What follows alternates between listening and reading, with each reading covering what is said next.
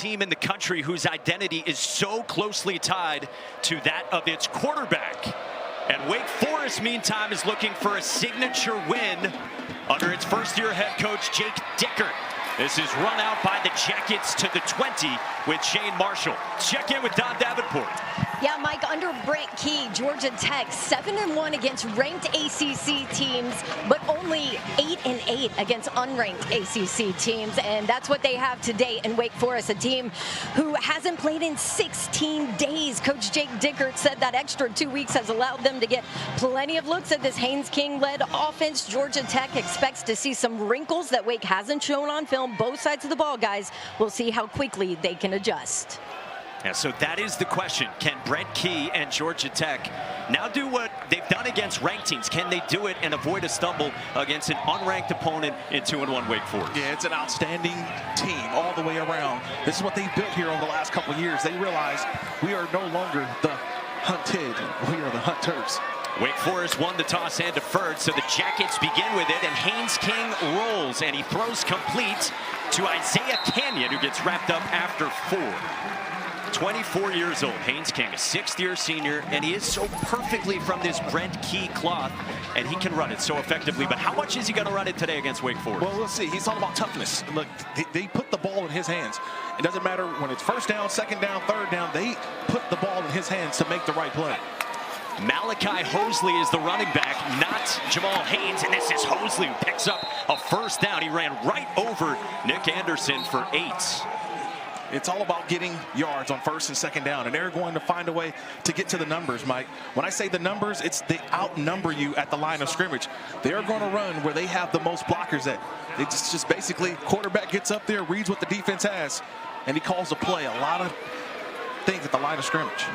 The Jackets 4-0. They've got that marquee win against Clemson and a win against Colorado as well. And Hosley, the transfer from Penn, he picks up about 8 more.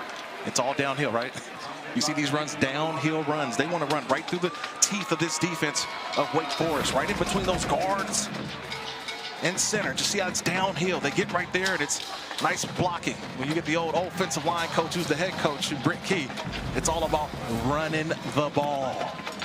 As he said last year after that marquee win in Dublin against Florida State, it's a top 15 rushing offense in the country, 4th in the country in yards per carry, and a steady dose of Hosley on the ground, and he's got enough to move the sticks. But it is Malachi Hosley to start. It's not Jamal Haynes. This was what happened about 25 minutes before kickoff to Jamal Haynes. One in white reaches down and grabs the left upper leg. Yeah, it looks like it's just a soft tissue type injury, a pull of some sort. He tried to stretch it out, but so far we have not seen him in this game.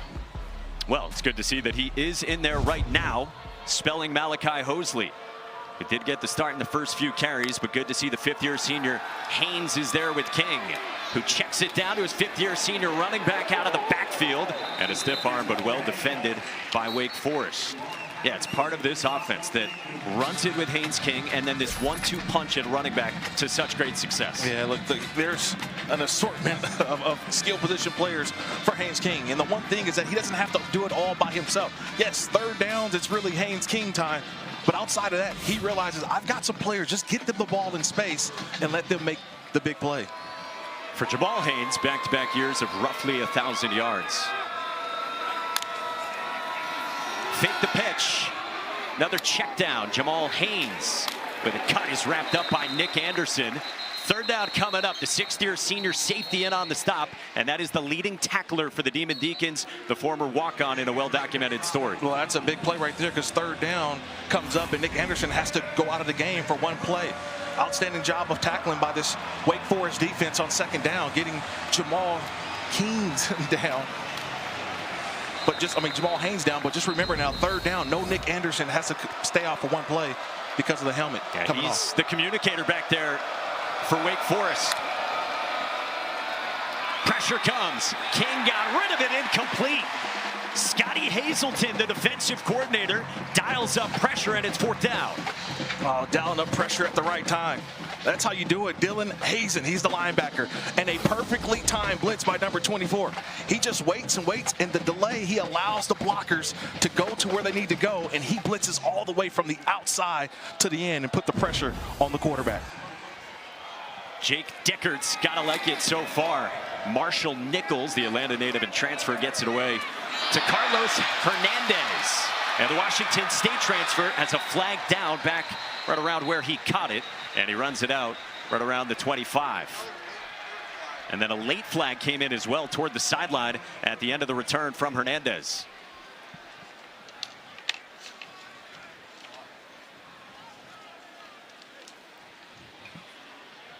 The officials sorting this out, and we will check in with Daryl DeBerry for the first time here at a Legacy Stadium. I think they get 15. Devin Cook, he's the guy that was on the block at the point of attack initially for Wake. I didn't see the second flag. It came in a little bit later. But the one thing for could be a late after the play type of flag.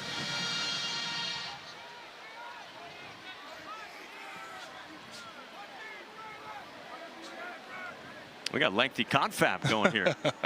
These ACC officials been working last night. They were working overtime with Virginia and Florida State and already. Little conference here at Wake Forest. What a scene that was in Charlottesville leading into this weekend, and part of the reason why there's so much at stake for Georgia Tech today, with an ACC picture that increasingly has a path for them.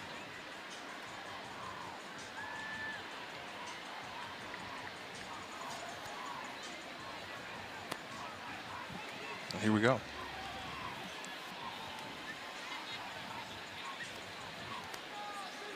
The officials in discussion with Jake Dickert, Wake Forest head coach, to see what he wants to do with this.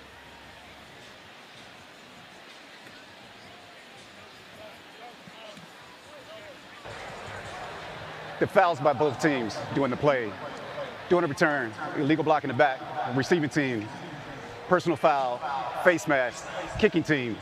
Those fouls offset, replay fourth down. And we do all of that to do it again. All right. I love it. We do all of that to redo it all over again. I tell you this, as a player, you hate doing that. I just ran down, did all my great work to go make a play, and then you get a penalty and you got to redo it again.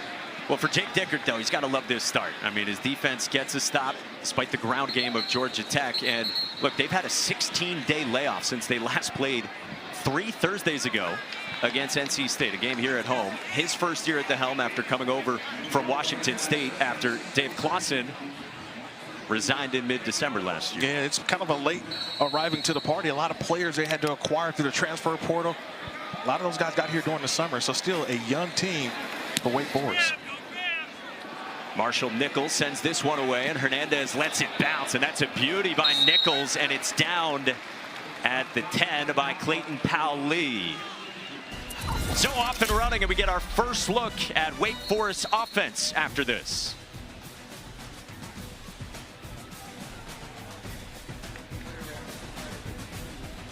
And when Robbie Ashford is going, this offense is going. To me, he's a streaky quarterback. He's got to see a couple of those throws completed first, and then he starts to let it fly. His superstar running back is Damon Claiborne off the right side. He picks up 5. Quick note, Georgia Tech long snapper Will Benton had to be helped off the field. We'll keep you updated on his status. But for Wake Forest, they really want to establish the ground game today. Well, they want to get downhill, too. Damon Claiborne is part of last year's Wake Forest offense, where the word slow mesh is now gone here in Winston-Salem. No more slow mesh. It is all about the downhill runs for Wake Forest. They want to move the pocket for Ashford as well, who sailed that one too high for Micah Mays, and third down coming up promptly. Well, yeah, but we're going to see that a lot today, Mike. It's Robbie Ashford on the move. They're going to change his launch angle. So you're going to see some bootlegs, some waggles, a lot of getting the quarterback on the move and putting some pressure on the defense, whether you're going to go up and try to tackle the quarterback, because if you don't, he's going to take off and run. And if not, he's going to try to hit one over your head. They had a scary 10-9 win week 1 over Kennesaw State. Week 2, they blasted Western Carolina, and then the loss by 10 points 16 days ago to NC State. Chris Barnes, 10 in black in motion, a top threat. Ashford with time. Checks it down, and he can't connect again with Mays. I mean, it was there for the taking, and it's 4th down. Yeah, Mike, but he gave him a fastball, right? I think he would have, if he went with the changeup, probably would have had Mays and gave him an opportunity for a catch and run. But this is where Robbie Ashford, remember, only his 4th start for Wake Forest, still going through some growing pains a little bit with this offense, but that was one definitely needed to change the velocity on his throw. Bailey Stockton, talented wide receiver, is back deep, ready to get it from Cal Joseph, true freshman from Australia. He's from Melbourne. Heels at the goal line, and he gets it away. It's a low and poor punt, and it will be excellent starting field position right around the 40 for Georgia Tech. First 5 minutes in for a top 20 team for Brent Key. You're watching the ACC on ESPN. Because this is why you came here to Georgia Tech, an outstanding win on the road. And now look at this. They have the 3rd best odds, 30% to reach the ACC championship game. It's actually less than it was going into last night. How about Virginia, according to ESPN Analytics, at 47%? It's going down. Well, that's the goal. And to put themselves in position to perhaps reach the college football playoff. Haynes King throws the screen, and this is Malik Rutherford, who lowers the shoulder and picks up 7.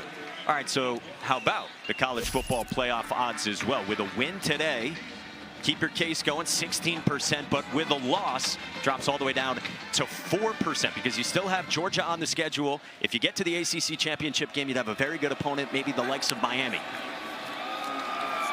On the ground with Hosley, who goes spinning, and he dives forward. And Malachi Hosley's got a first down. Yeah, I just love the way that they're running the football early on. Right, you get a couple of plays and where you're just going downhill right through the teeth of this defense, either blocking up front. I mean, these guys, number 77, Keelan Rutledge, we're going to talk about him a lot today, Mike, the right guard for Georgia Tech. He's just pushing guys away, but this is who they are. Running the football are the Jackets. Malachi Hosley's been busy already. This is a screen, and this is Eric Rivers probing for a couple.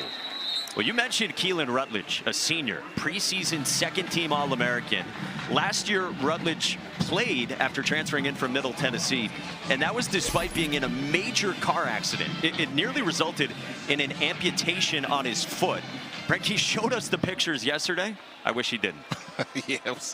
Yeah, I know Halloween's upcoming, but that was a little too much for me. King across the middle, sailed it for Canyon, and a dangerous throw, and a flag comes out, perhaps on Braylon Johnson. Yeah, that is on Johnson. That's a big hit on Canyon, and remember, he's defenseless. This is a defenseless receiver, especially with the ball not being in the vicinity. The ball's already been passed, and Braylon Johnson delivering on the receiver. Personal foul, late hit, defense number 23. Penalty enforced after distance to the goal, automatic first down. So they get Johnson for a late hit. No mention of targeting there. The junior free safety, who's now in a full-time starting role because Rashawn Tung is out for the season with a shoulder injury. Yeah, it's going to be right here in the middle of the screen. That ball's delivered, and it's incomplete. And see, he's defenseless. Canyon is defenseless. So anytime you get the hit on that player, that's going to be a 15-yard penalty. That's pretty easy right there in front of the official. Well, and the fact that obviously it's late. Right. That's on number 1. So it's, you got a late and he's defenseless. And so Canyon shake it up. Fresh set of downs, and Haynes King with the quarterback run, and he is met immediately. Nick Anderson gives the Dikembe Mutombo. Newer Gatkuth involved as well. Yeah, nice job by Gatkuth. He's on the right side. He's going to blitz. So sometimes these edge players for Wake Forest, they're going to have to commit. They've got to commit to trying to get the ball carrier down. And if you don't get the ball carrier down, guess what? Here comes Haynes King. So they're going to do a little bit of everything, but Gatkuth went for the block, went for the running back, and then you have the cavalry, Nick Anderson, go get the quarterback. Who last year led the ACC in tackles. And now we've got a flag, a couple of them that fly. And looks to be on Georgia Tech. False start. Offense number 52. 5-yard penalty. Second down. They get the center, Harrison Moore, for this Brent Key offense.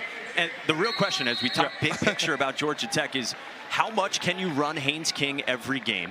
And can he stay healthy all season? Well, I will say this, Mike. In 2025, Haynes King seems to protect himself a little more than he did in years past. I feels like he gets the yards that he needs and just goes down, where I thought last couple years he tried to finish. Sometimes didn't need to get the yards, get down. See his injury history through the years. That was his first carry today. He rolls right, throws toward the end zone, and that's dropped. Eric Rivers, the intended target. Karan Prunty, the sixth-year senior corner, in coverage. Well, but you can't throw a better football if you're Haynes King, right? He just moves to the outside. He's got a one-on-one and a nice route by Rivers. He just needs a better finish. The ball's right there, delivered on time, and it hits him right in the hands. You got to help out your quarterback. A terrific football thrown, and that's a drop. Rivers, one of their top 3 wideouts. Remember, the 6'4" Canyon got dinged up on that hit by Johnson. And now 3rd down and long. King off his back foot, incomplete for Rivers. Langston Hardy had the pressure. The UConn transfer defensive end who's been excellent. And out comes the field goal unit. Nice job by Hardy on the loop. So he's on the right side. He goes up and he jabs all the way around. And he's right there in the face of Haynes King. Not enough time to throw and settle himself. And he has to throw that ball late. That's a nice job in forcing a field goal with his Wake Forest defense. Backup long snapper here, Ronnie Thomas, the redshirt junior from Warner Robins, Georgia, to set up Aiden Burr from 35 with the kick on its way. And Burr remains perfect so far this season.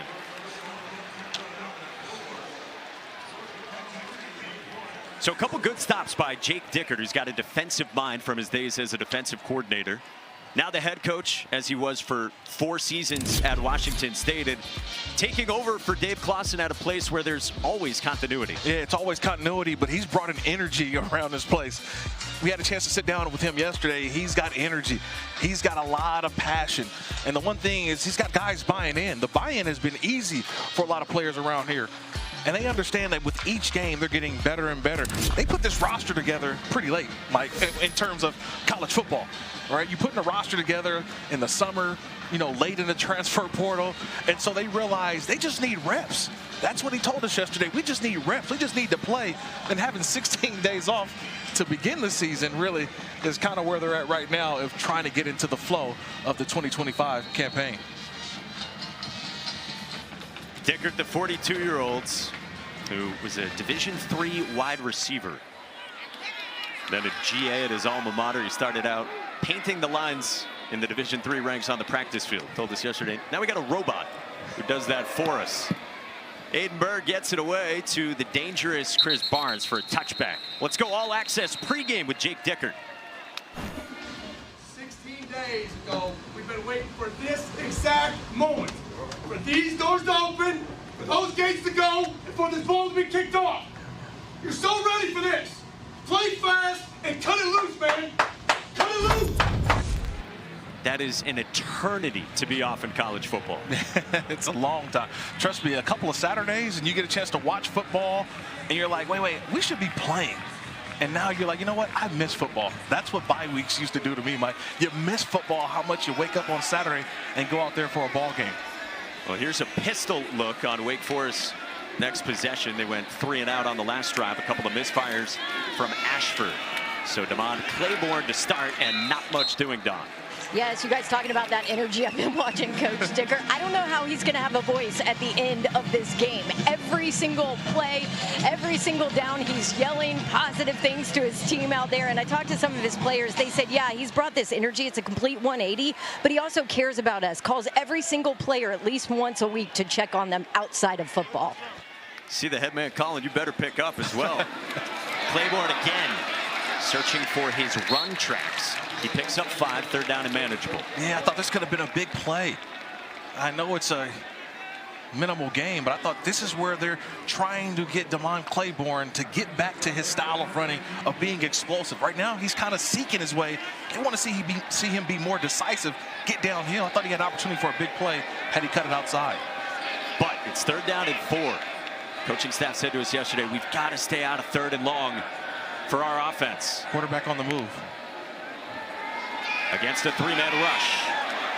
Ashford lofts it. Good touch this time, and Claiborne hauls it in. take something off. The change of speeds for 10 and a first down. Well, it took about 5 years for the play to develop, right? Claiborne's all the way on the right side. He was the lone receiver. He had to go all the way across the field. But I mentioned buying a little bit of time was Ashford, the quarterback. That's what allowed the play to develop. And you get Claiborne in the open field. That's how you pick up a first down. First completion as well for Robbie Ashford. Rob Ezel, the offensive coordinator, was talking with us yesterday. He said we want to establish the run, then it's play action, and then we do want to take some shots downfield. But this is not a heavy drop back passing team. The quarterback can run. Ashford's got some speed, solid gain of about 5 or so. And rather a first down, he gets about 9. So second down and 1 coming up. Yeah, terrific job out of tight end Harry Lodge, just getting up to that second level. And Robbie Ashford showing you early on that he can utilize his legs, get the positive yards, but it puts a strain on the defense, Mike, because you always have to account for where number 2, the quarterback, Robbie Ashford, is. Again, it is fourth stop. And check out Harry Lodge, who spent the spring semester actually with Georgia Tech, but transferred back to Wake. Here is the play action. Well defended by Georgia Tech, and Ashford just gets rid of it. Second down and 1, a good chance to do that. Yeah, you want to take the shot. Right around midfield as well. Nice job by Blake Gideon, defensive coordinator at Georgia Tech, because he realized, hey, second and 1, big shot down, as we call it. Let's play a little cover 2. Let's get deep in our coverage. And a nice job of defending the shot play with the Georgia Tech defense, forcing Ashford to throw the ball away. Yeah, Blake Gideon in his first year after Tyler Santucci left to coach inside linebackers for the Baltimore Ravens. Big focus for that defense is limit explosives. They'll give you stuff underneath. On 3rd and 1, Claiborne is met in the hole. He goes spinning, and Devon Claiborne's got enough for a first down through the tackle of E.J. Lightsey for a couple of yards. Yeah, another tremendous block there by 25. Harry Lodge just getting in there. He got the outside in, and Claiborne, again, downhill run in the second effort. Watch the second effort by Claiborne, right? He gets here. He had it initially, but watch how he keeps the legs moving, spins, and got a little bit of extra yards for the first down. Claiborne, who decided to stick around even with the coaching change, said he heard from almost every school in the country, and he wasn't even in the portal. Ashford, quick hitter on the roll, and they want to get the football to Chris Barnes. Jai Gilmore defended that well, but Chris Barnes can be absolutely electric at 5'7". Oh my God, when he's on the field, I always say he's not there to take pictures, number 10. When he's in motion, this guy right here, he's there to get the football. But a nice job, like you mentioned, was Jai Gilmore. They realize it. The Georgia Tech defenses realize that. And see how they keep him inside? That's nice team defense of alerting everybody. Hey, 10's in the game. 10's in the game. That's Chris Barnes. When he's in the game, so trust me, he's there to get the football. Yeah, how about 20 a pop? I'd get him the football too. Had 2 huge explosives in the last game for Wake against NC State.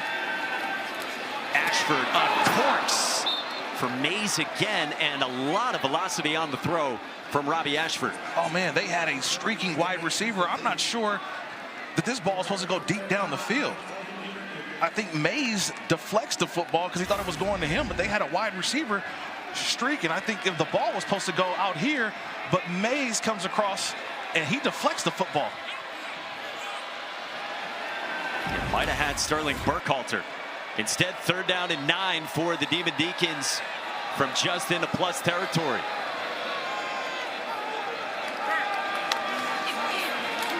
Four-man rush, quick release, and it's caught by Barnes and then dropped.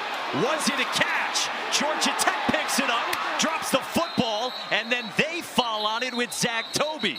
So was that a catch and fumble for Barnes? Right now the signal is yes, and it belongs to the Jackets. Yeah, my first look at it, it's going to be an incomplete pass.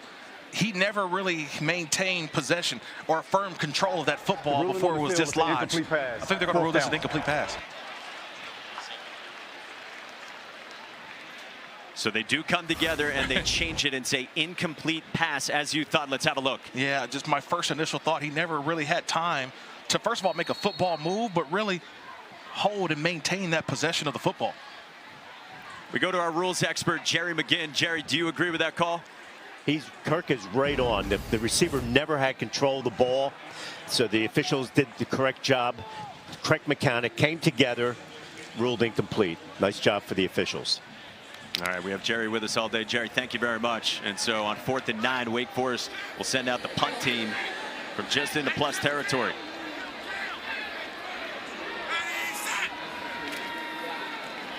Cal Joseph sends a high arcing punt inside the 20 and a fair catch signal from Bailey Stockton.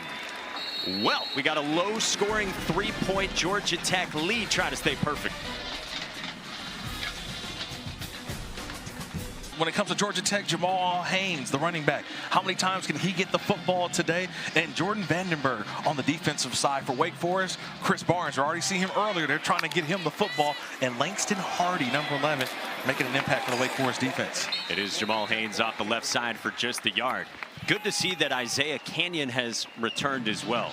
Yeah, very talented wide receiver for the Jackets. Yeah, that was a big shot that he took early on a missed throw from Haynes King, but to see him to get up, that's a positive sign and good for this offense for Georgia Tech, looking to try to score his first touchdown of the day.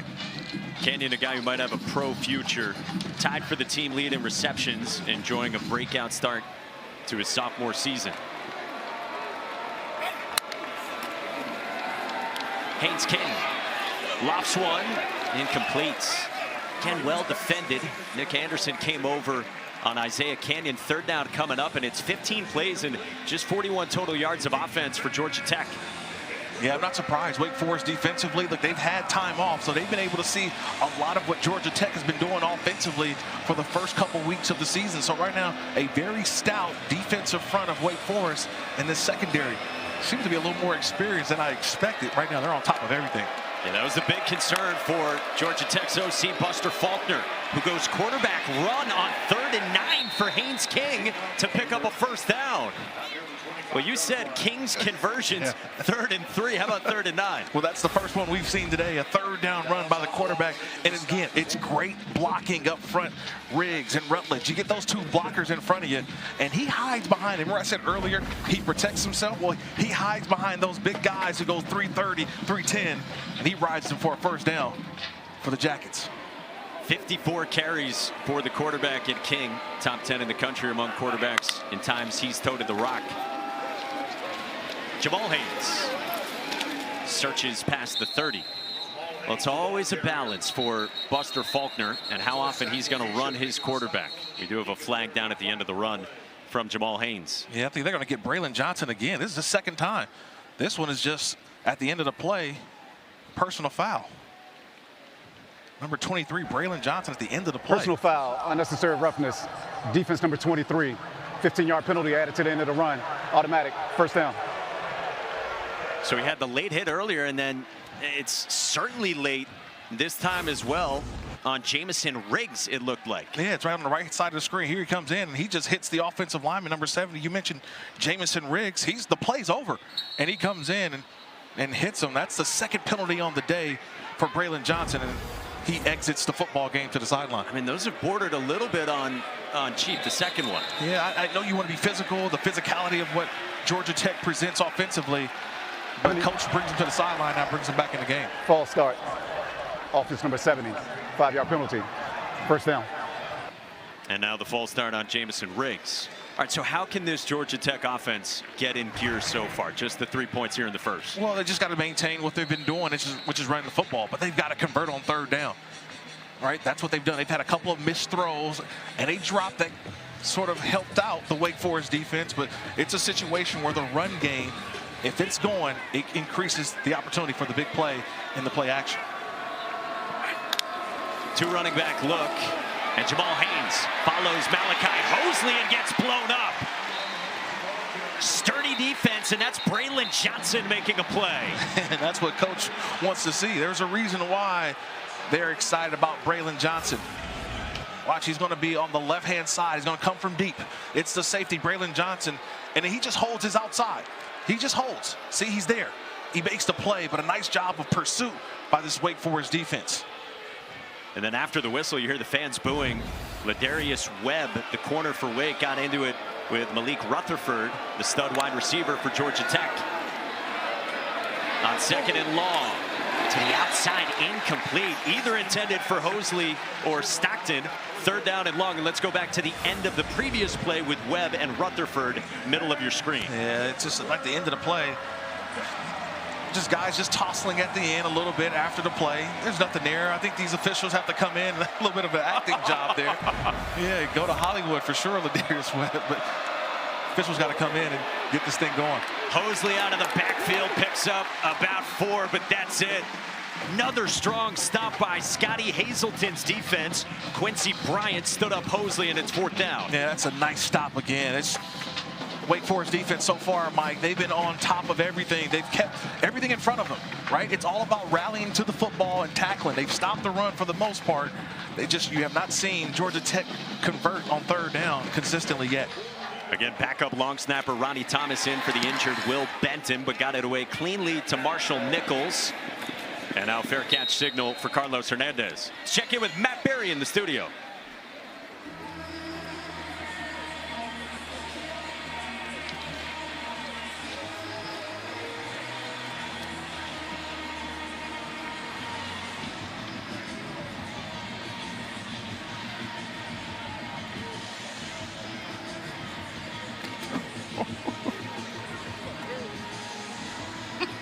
Matt Berry, how about those moves as we check out this week's college football rankings brought to you by Prudential. And yeah, you don't need to remind Lincoln Riley about the start time.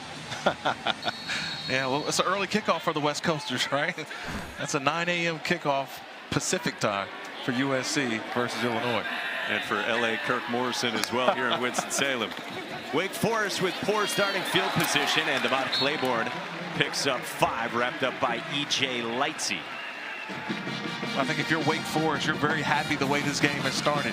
Offensively, you're still figuring some things out. You're moving the ball just a little bit. But defensively, your defense is here. They're playing well. They're keeping Georgia Tech off the field. Now, offensively, can you convert and try to get some points? Blake Gideon's defense squaring off with Wake Forest and Jake Dickert. See the 1 second difference between game and play clock here at the end of the first. Quarterback run with Robbie Ashford, and a nice tackle made by Amari Harvey, the 5th-year senior corner, to set up 3rd down when we come back for the 2nd quarter. That is the end of the first quarter. Georgia Tech is perfect at 4-0. They've got hopes of an ACC title game trip and perhaps put more than one guy on the ball. They're getting off blocks. Got to do a little better on a couple of things, but let the back out of the backfield one time. But no, I think they're playing physical football, playing the way we want them to play. How do you get offense going? What's that? How do you get offense going? Execute. Right? Do our job. I mean, we had a drop, had a couple of misreads out there, had penalty. 2 guys that had to flinch. We move the ball and then we stall out. We just got to execute. Everybody do their job. Thank you, Coach. And Don, at the start of the 2nd quarter, some pre-snap movement there, perhaps on Wake Forest ahead of a huge 3rd down in its own territory. Offense number 84, 5-yard penalty, 3rd down. On the tight end, Eni Falai, the 5th-year senior transfer from Utah Tech, and that's costly. It backs you up 5 yards, and so now you got 3rd and 12. And now if you're defensively Georgia Tech, playing a little bit deeper in your coverage than you probably were on 3rd and 7. Again, Wake wanted to stay out, like anyone does, of 3rd and long. So they run it with Ty Clark and stay ultra conservative, and he gets swung down by Jai Gilmore. 4th down coming up. Nice job by Taj Butler as well, the linebacker. He got in initially. And a good stop there for Georgia Tech, right? You just heard it from Coach Key there. They just got to execute. They got to finish plays offensively and defensively. That's a great start right there on 3rd down, making a play and getting your special teams unit, which is one of their best units on the football team. Defensive battle so far.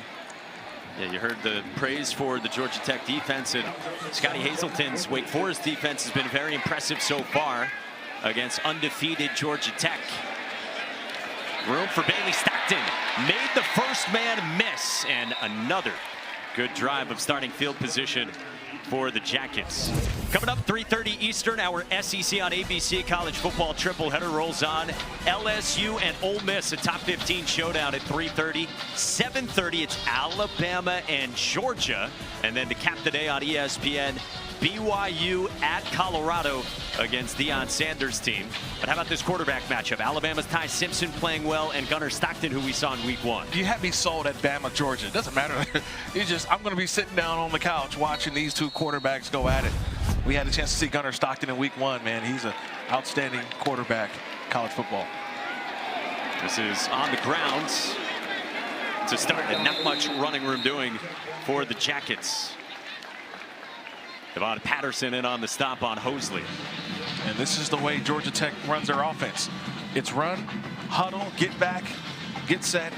They want to win first and second down, get into those third and mediums, third and shorts, and allow their quarterback to make the play for the conversion. So far on third down, they're only 1 of 4. And Haynes King has only run it twice in this game.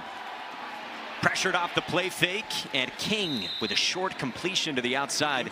2 yards for Hosley, and third down coming up. So this is where Wake Forest has done their job. They've done their job. They've held the Georgia Tech offense under 6 yards on first and second down. So what does that mean? Now they get into a situation where you're forcing Haynes King to be a true passer. If there's anything that you would say about Haynes King, is can you force him to make the throw when needed, when it's 3rd and 5, 6 or more? Saw 7 completions for 19 yards. Back to the air and incomplete. The blitz came up the middle, and then Webb had the coverage on Isaiah Canyon as Quincy Bryan had a running lane. Yeah, Quincy Bryan, the little delayed blitz. And now you can kind of get the angst of Georgia Tech. That offense is not looking toward the sideline to come off. I thought they were going to go for it here. There's an opportunity to go for it. Watch this linebacker come right here late. And Bryant, a little surprising here to bring out the punt unit for Brent Key. Yeah, you're probably right at the edge of the range of your field goal kicker, Aiden Burr. You're at the 39. He's made from 55. They say they target the 40, but that is Marshall Nichols. And he's going to fake it with a throw to the outside. And was it inbounds? It is a catch. Will Kiker, the defensive back, hauled it in. And now where was he? Did he have enough for the first down? My initial look is that he didn't have enough for the first down. He's got to get past the marker and turn around. That ball seems to be just a yard short or a half a yard short of the first down marker. Unbelievable catch, but I don't think he has enough for the first down. The ruling on the field is the runner was short of the line of gain. First down, Wake Forest.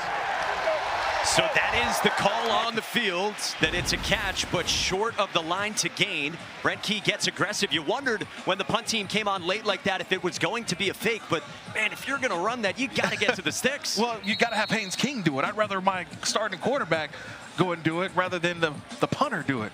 All right. Let's have one more look as we step aside early in the second. Did Kiker have enough coming back to the football? No, it's just not enough.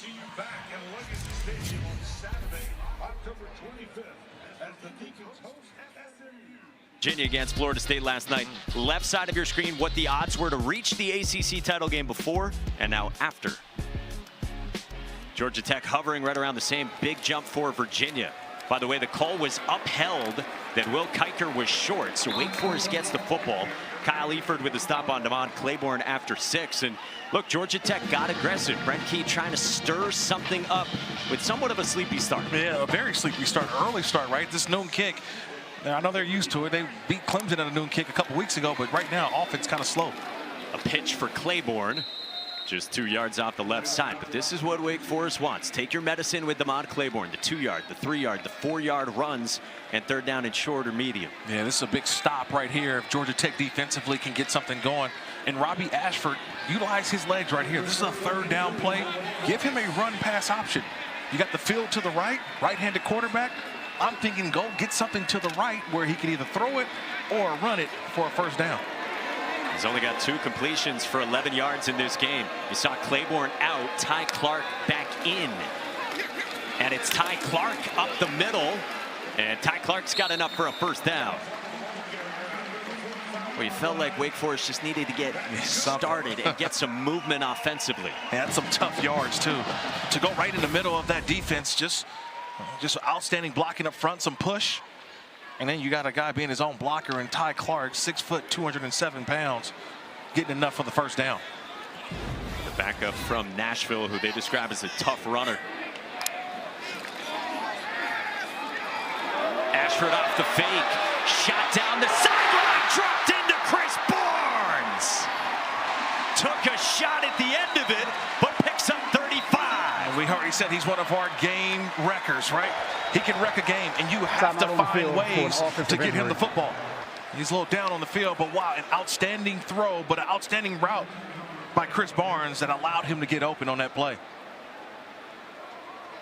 And big time concern for the redshirt freshman who transferred in with Jake Dickert's staff from Washington State. This is a guy they're always concerned about keeping healthy because of his size. Yeah, I want you to watch this route. It's like a circle, and then he goes back out. It's an outstanding route from Chris Barnes. Nice little double move to get himself open. Thanks for the sound effects there. He did a spin move, Mike. That was an outstanding spin move. A lot of defenders would say, wait, what? Well, Barnes is down. That was the first play over 10 yards by either team today. We'll check on Chris Barnes when we come back.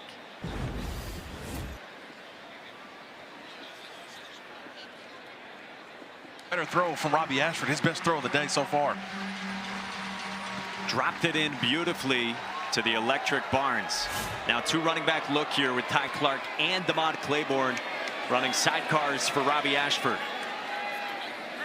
From the edge of the red zone, it's Claiborne. Breaks the tackle. Claiborne hits the edge. Reaches out, and they will mark him out at about the 4. The ability. He's got elite ability to get up the field, but he also has great contact balance.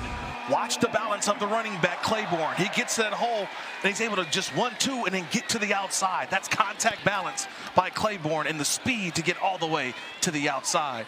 First and goal, Wake Forest. I mean, he is their star. Robbie Zell, Jake Dickert said to us, there's 3 guys we're trying to get the football to outside of our quarterback, and number 1 is Damon Claiborne. Quarterback run. Robbie Ashford finishes the run. Touchdown, Deeks.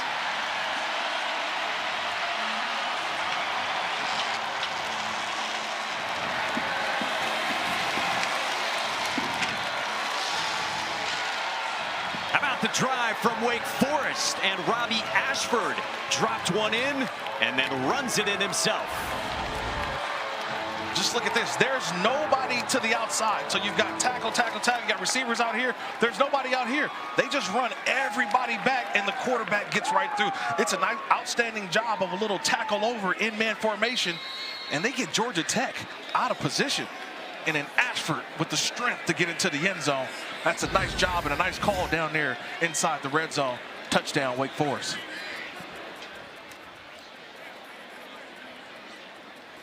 Connor Calvert, the redshirt freshman from Bend, Oregon, comes on for the point after that is true.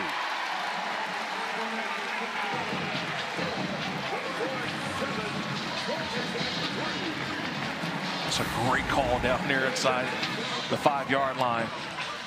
And then Robbie Ashford, that's just the strength of the quarterback. He's 6'2", 220, and use that weight, use that height, that leverage to get into the end zone. Well, so Wake Forest has the lead on Georgia Tech. Again, the Jackets 4-0, 16th in the country. 4-0 for the first time since 2014, their highest ranking since 2015. They've had all these big wins in conference. Brent Key, again, 7-1 against ranked ACC opponents in his tenure as the head coach. But for Haynes King and the Jackets, they've been about 500 otherwise against league teams that aren't ranked coming in. And they try not to think about it. You know, Coach Key said it this week. I don't think about it till you guys bring it up. But he knew the numbers. Yeah. We didn't even mention it yesterday. But he knows now, and he realized that it is a thing. And so how does his team respond now? They're down on the road. This is where you find out about your football team. He talks a lot about mental warfare and staying mentally sharp enough to avoid pitfalls. Can't afford a stumble today. Wake Forest has the lead, and let's check in with Matt Berry in the studio.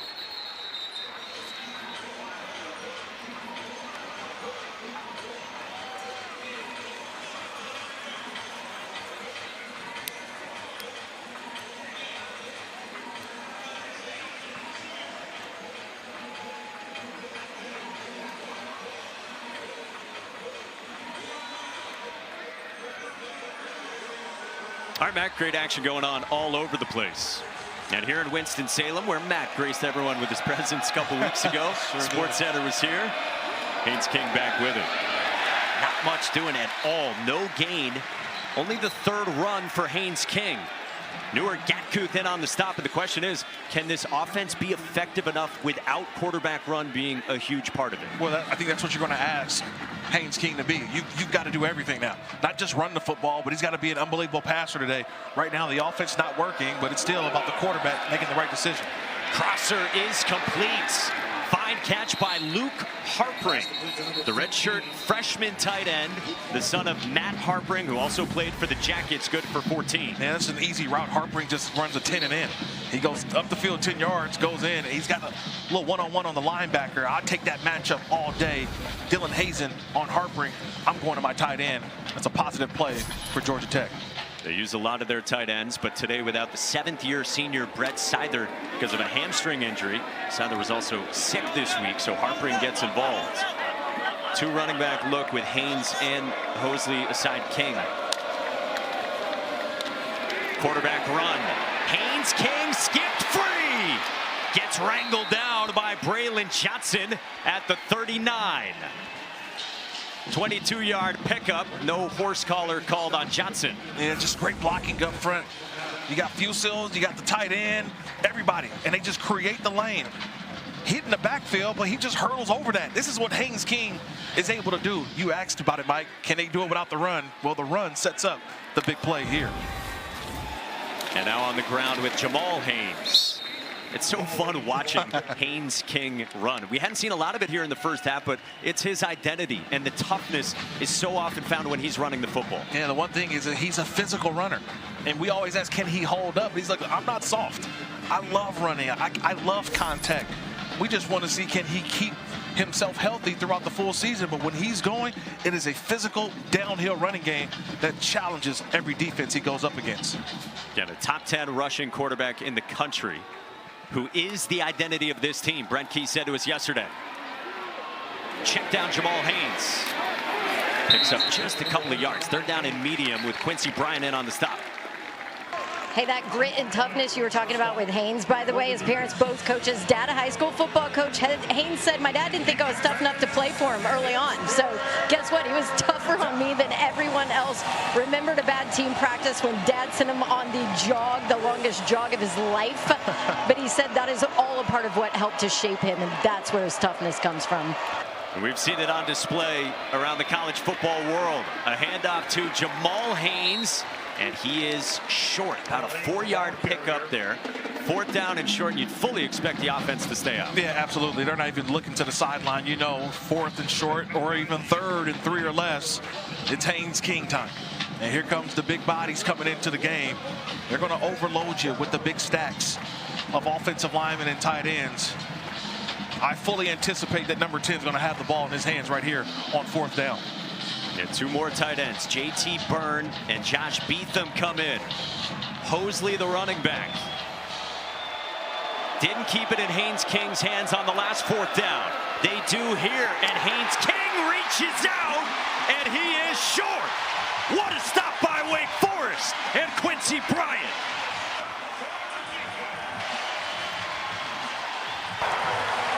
Sideline warning, Wake Forest, sideline. It's something you don't see too often. That's Haynes King getting hit in the backfield on a short situation. Quincy Bryant, number 9, flies right through. He makes the play, and the Wake Forest defense, Demon Deacons, standing tall. It's 16 days to prepare. They are showing how well prepared they are against this Georgia Tech offensive attack. So ball at the 31 for Robbie Ashford and the Deeks. Ashford, too tall for Mays again. Well, and so because of that, because Georgia Tech is trailing, during the last time out, check out Brent Key on the sideline for the Yellow Jackets, a guy who this year is trying to be more calm. On game days was anything but. Yeah, he's anything but calm. Yeah, Brent Key told us, calm breeds calm on the sideline. Don't make something bad worse. But I will tell you, listening in on that conversation, that was not necessarily a calm Coach Key after that last possession. Gathered the entire team around after he paced the sideline for a bit. Well, they trail in this game. And good to see Chris Barnes is back in for Wake Forest. Here he is. Barnes trying to get the edge, absorbs another hit from Amari Harvey, and third down coming up after 4 yards. Yeah, great to see him on the field. And what do? They go right to him. Right when number 10 is in the game, whether he's in the slot, whether he's in the backfield, they're trying to get him the football. And that's why you have to keep all eyes on number 10. He's going to be in the slot on this play right here. Again, Wake Forest is trying to get the ball to Barnes and Claiborne, and then their tight end we haven't heard from, Eddie Falai.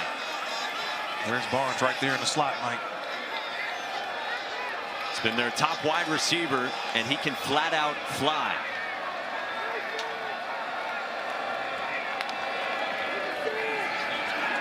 Ashford on corks to the edge for Burkhalter. Inside the 30. Boy, a couple of dimes from Robbie Ashford. And a lot of this is because of Chris Barnes. The attention that Chris Barnes has, it keeps the safety over the top.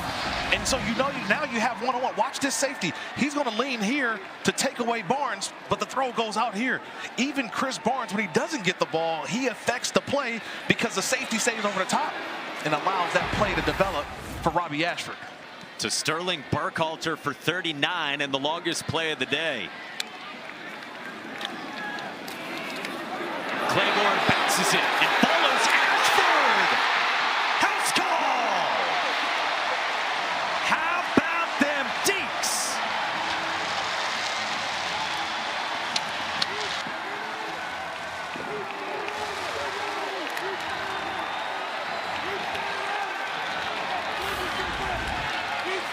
I want you to watch this blitz that comes from the outside. Number 23, Zach Toby.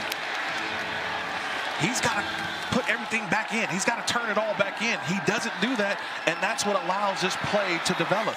As the outside corner on the blitz, you've got to turn everything back. You have to hold the edge. You don't hold the edge, and look what happens. The ball gets to the outside, and Claiborne to the end zone. Because if you don't, Damon Claiborne can hit the gas. Robbie Zell, the offensive coordinator, said to us yesterday, we know Claiborne's home run ability, as explosive as any running back I've ever been around, a guy who was at Alabama for 10 years. He just wants to get downhill. They've been waiting for it. They've been screaming for it. This isn't the slow mesh anymore where you have to wait and allow the play to develop. This is a different running style, a different run game for Wake Forest, and you see it there. Multiple blockers and the ability to hit space for Claiborne for the touchdown.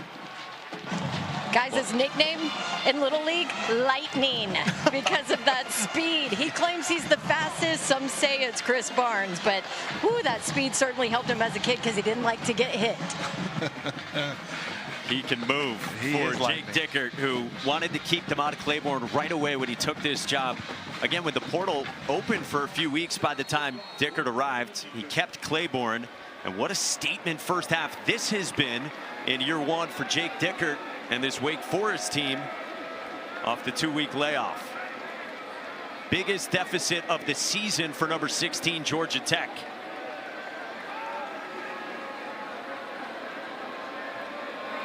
Caleb Carlson gets it away towards Shane Marshall for another touchback. Well, the Taco Bell Live Más student section likes this, and only one student section can claim the title of Live Más student section of the year. Who will take home the trophy this year? Jake Dickert said to us yesterday, he said whatever everyone expected coming into this season, and Wake Forest was picked 16th of 17 in the ACC. He said he's already certain they're going to be better than that based on what he had seen coming in. Yeah, absolutely. He feels that right now his team is where they need to be. They're still getting better and better week to week. But now, how can they play with the lead? They didn't maintain that lead a couple weeks ago versus NC State. Can they hold it today? Haynes King to the outside for Isaiah Canyon in a pickup of 8.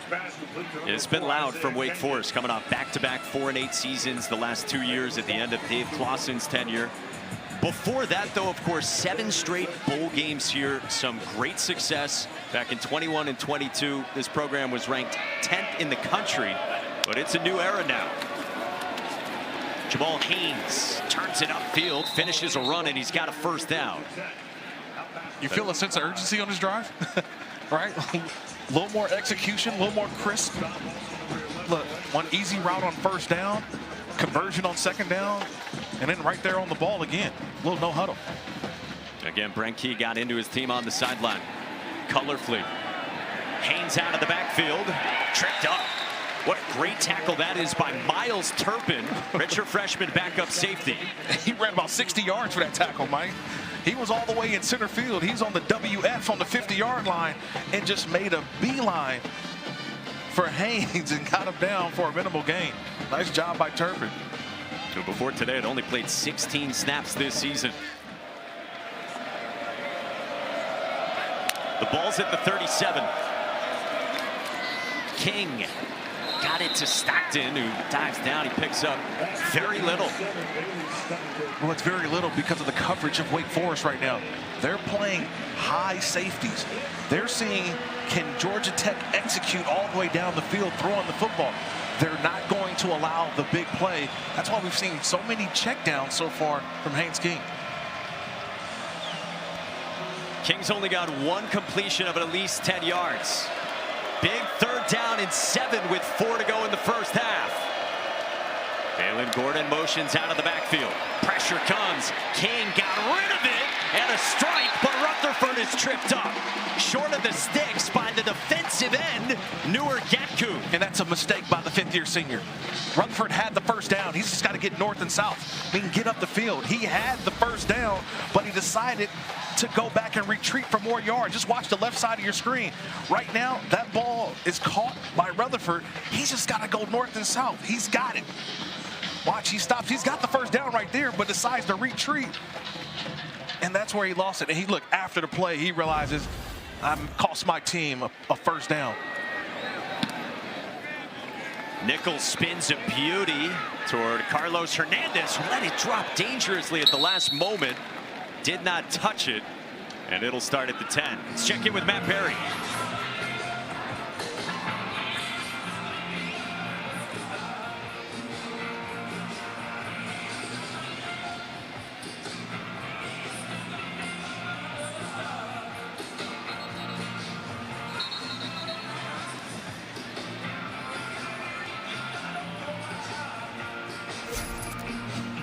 How about that ACC opener for both teams, and the Shark crew of Pitt making a statement against Miller Moss and company, and the same can be said of Jake Dickert's team, who's got the football up by 11 with 3+ to go in this first half. And remember, the Deacs will get the football too to begin the second half.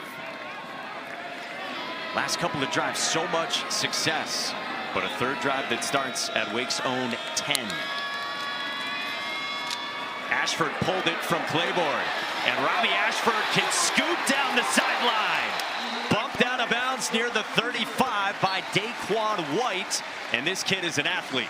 Yeah, this is the challenge that A.J. Hoffler, number 88, right there on the right side of the screen. He's trying to go down, and he tackles the running back. No one tackles Robbie Ashford. This is always difficult when you've got quarterbacks with this ability. The read option, we've seen it for how long, Mike? It's just so difficult for a defensive end. Do I take quarterback? Do I go down onto the ball carrier? At that time, in a pickle, and Ashford made him pay. So you got the 2-minute timeout that lurks about a half minute from now. You got plenty of time, and the goal for Wake Forest is to keep the football the rest of this half. Chris Barnes with a stiff arm, and Barnes shoved out of bounds after a couple by Jai Gilmore. So how do you manage this if you're Wake Forest? Run it down and just be patient offensively? Yeah, just be patient. I would say right here, second down, one of those big run downs, especially with the hurry-up offense. I would doubt that they're going to snap this and just take the 2-minute timeout and see if they can hang on to the football and add some more points. Jake Dickert is searching for a signature win in year 1.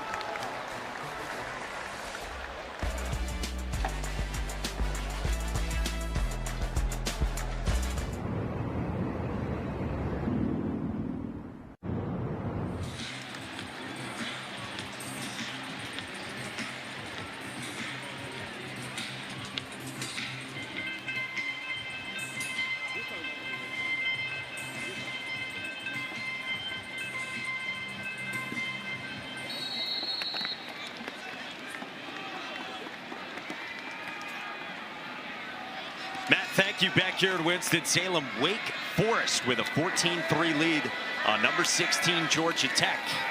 Robbie Ashford handled the low snap, got it to Devon Claiborne, who gets banged down, and the football came out. And it looks like Wake Forest pounced on it at the end of it. Braden Manley punched it out, and fortuitous for the Deacs. Yeah, that could have been disastrous for Wake Forest.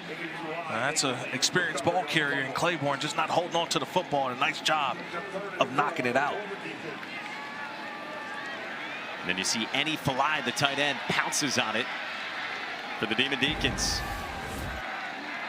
So 3rd down and 3, inside of 90 seconds to go until halftime, and a near miss for Braden Manley.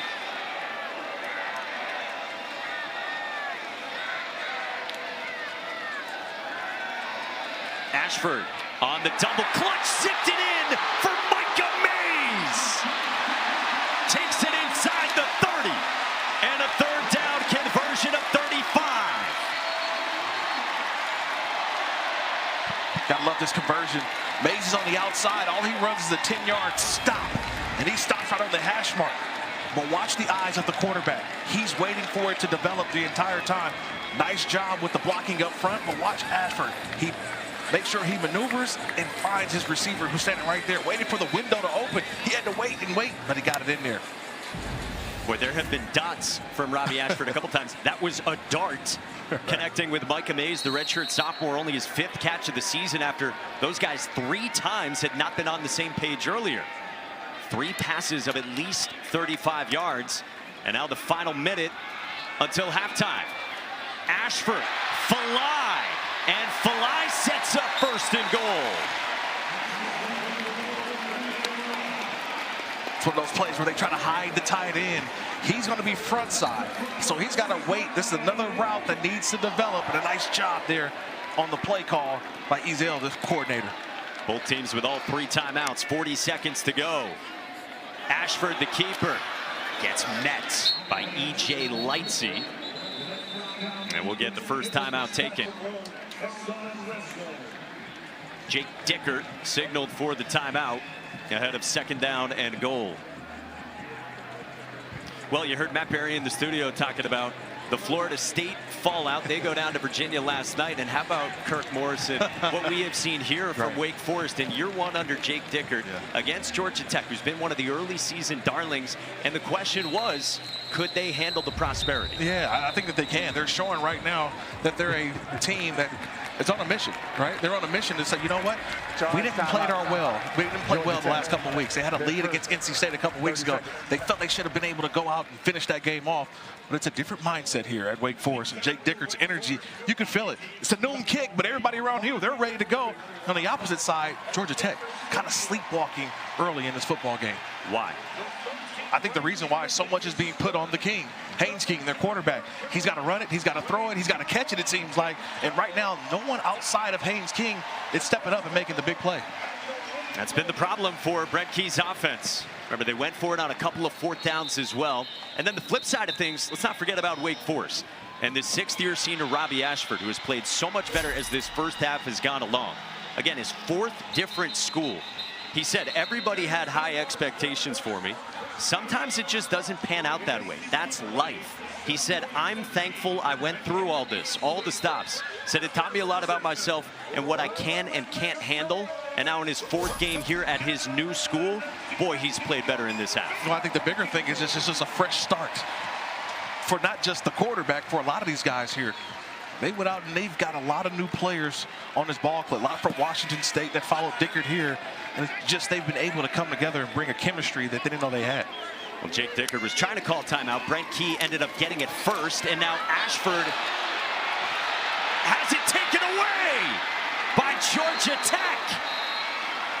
Omar Daniels, another takeaway for him.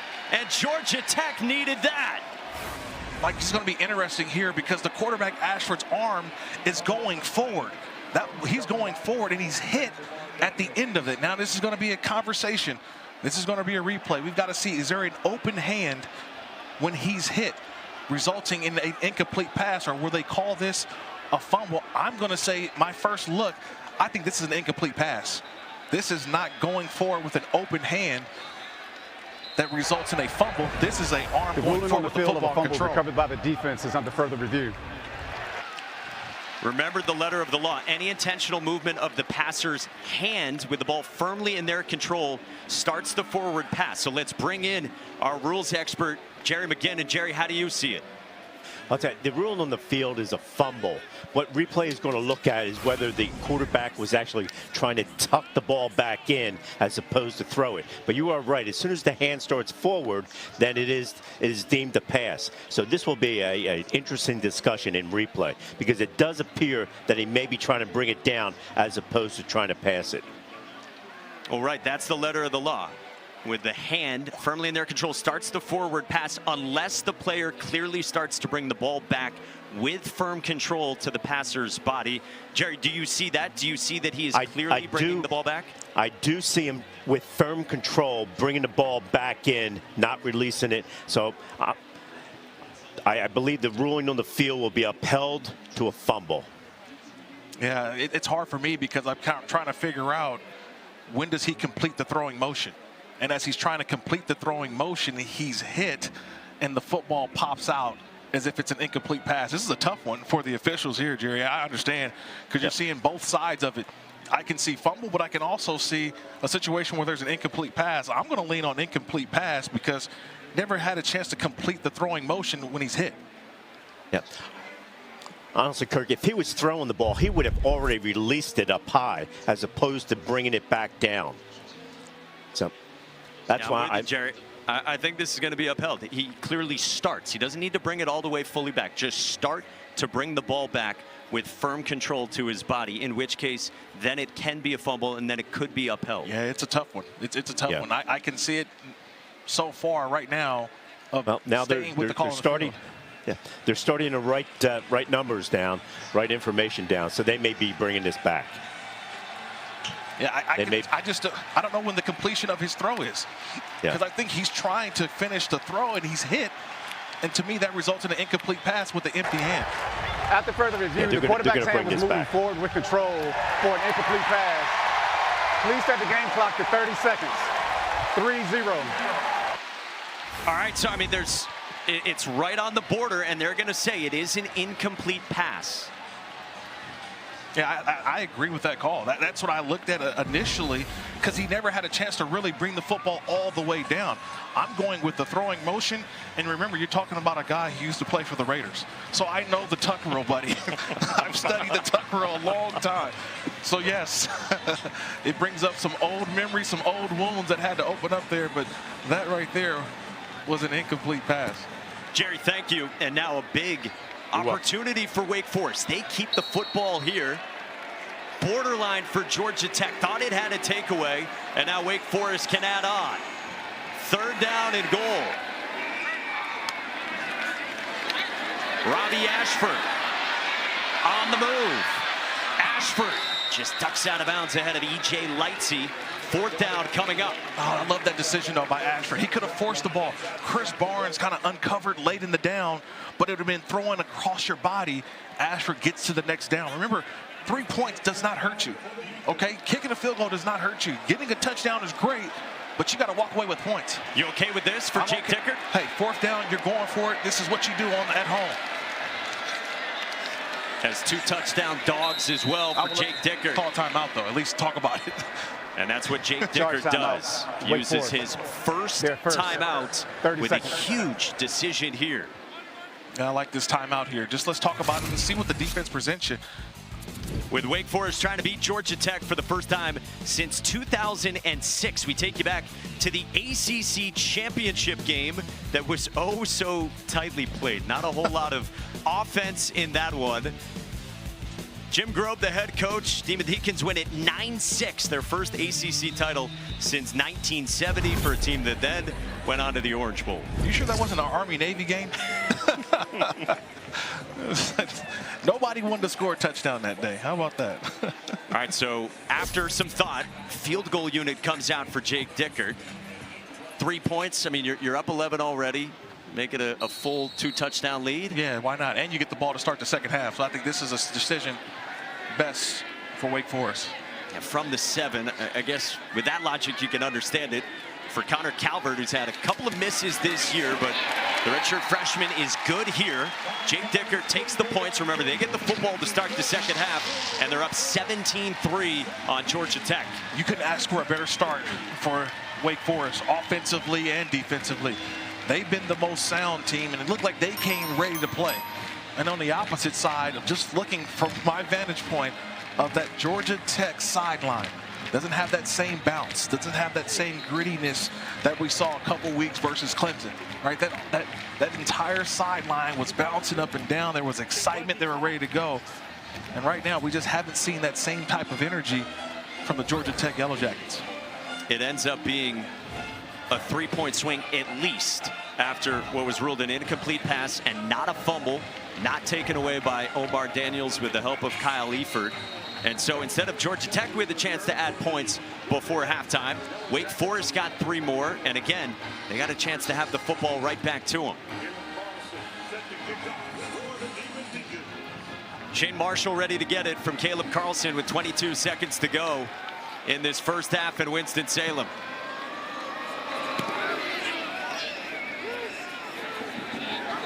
Shorter kick this time, and Marshall takes it out. And Marshall gets tackled at the 21-yard line. Let's check out today's road test brought to you by Goodyear.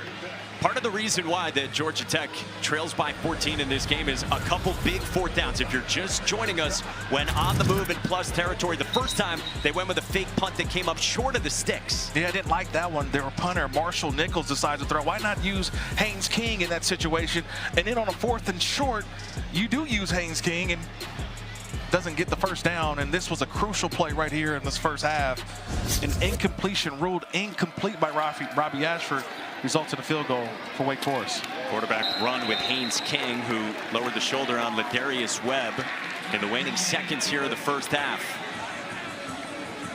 Georgia Tech was wondering how it would fare.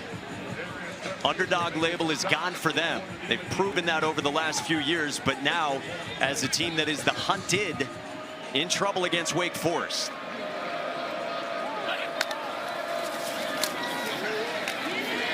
Jamal Haynes stretched out by Newer Gatkuth and hardly back to the line of scrimmage, and that'll send us to halftime. Well, Wake Forest has a halftime lead against a ranked. Also the run game, and then Chris Barnes. That helps out a lot too. You've got number 10 in black on your team. Robbie Ashford gets the ball, and we check in with Don. Yeah, Jake Dicker told us he felt like his team pressed in the second half of that NC State game. And I just talked to him heading into the locker room. He said, yeah, we've learned from that. I don't expect that to happen again in this one. I will tell them to remain calm and to finish. He loved the way they limited Haynes King. He said we hit him with a 300-pound man early in that one. And I don't think that he's been the same since. He said we've got to keep getting to him, and we've got to keep limiting those explosive plays. Now for Georgia Tech, Brent Key's message to his team, also very calm. Don't worry about the entire game. Third quarter, only thing that matters, and it is all about execution, guys. Don, it's Robbie Ashford with his legs to start out the second half. E.J. Lightsey on the stop, and that's enough for a first down. You know, a little surprise here because Jordan Vandenberg was one of my impact players. He hasn't been a big impact. Number 99 in white for Georgia Tech has not been an impact so far in this game as they ran right over the tackle. Ashford to the air. Deep shot downfield for Mays. And he could not complete the catch. Didn't look like it. They're calling it an incomplete pass. Amari Harvey had the coverage, and Mays nearly hauled it in. Yeah, it was right at the end. Watch the end of the play. The ball hits the ground and becomes dislodged. An outstanding throw from Ashford again, but Mays just at the end couldn't keep control of that football as he went down to the ground, didn't maintain the catch. Boy, pretty good ball. And look, we showed you the way that Robbie Ashford started. A lot of it was unable to connect with Micah Mays, who just couldn't complete the catch there. Yeah, think about going for a shot right there on 1st and 10. That's when you know right now your quarterback's feeling it. You see an accurate pass, just couldn't corral it. Wipes out what would have been 45 yards for Robbie Ashford and Wake Forest. Up by 14 on number 16.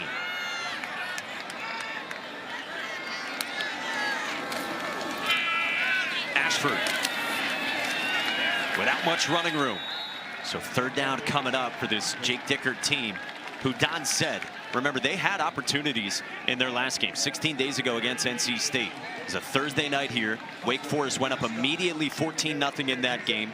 Chris Barnes had run back the opening kickoff 98 yards, had another big play after that. And they were up 7 at halftime as well. So in this game, how did they handle this second half? Well, how they handle the second half is just pretty much just playing your game, making your right adjustments, but just making and doing your job. Don't try to be Superman. On third down at 8, a blitz from Lightsey. Ashford, a dart to Burkhalter, who made the catch, and it's a first down. Boy, what a throw again, and Burkhalter goes down to get it. But just seeing the pressure. Lightsey's the linebacker. He's going to come right here and blitz, but watch the quarterback. He sees the blitz, makes a little subtle adjustment, Mike, and that subtle adjustment allows for him to make the completion down the field for the first down. And now off a dribbled snap, Ashford is tripped up near the 25. And then Ashford remains down at the end of the run of 28. Boy, another near turnover for Wake Forest, but all the concern surrounds their starting quarterback. Yeah, nice job by Eford, the linebacker, 44, chasing him down. He chopped the legs down at the end around that ankle. Devin Kalani's snap never made it to Robbie Ashford, but he made something out of nothing. And then at the end, though, with Kyle Eford hawking him down, Ashford was slow to get up. Yeah, Eford with a great effort play, and he just gets the back of the leg or the foot of Ashford. A great hustle play, but Ashford did walk off with his own power.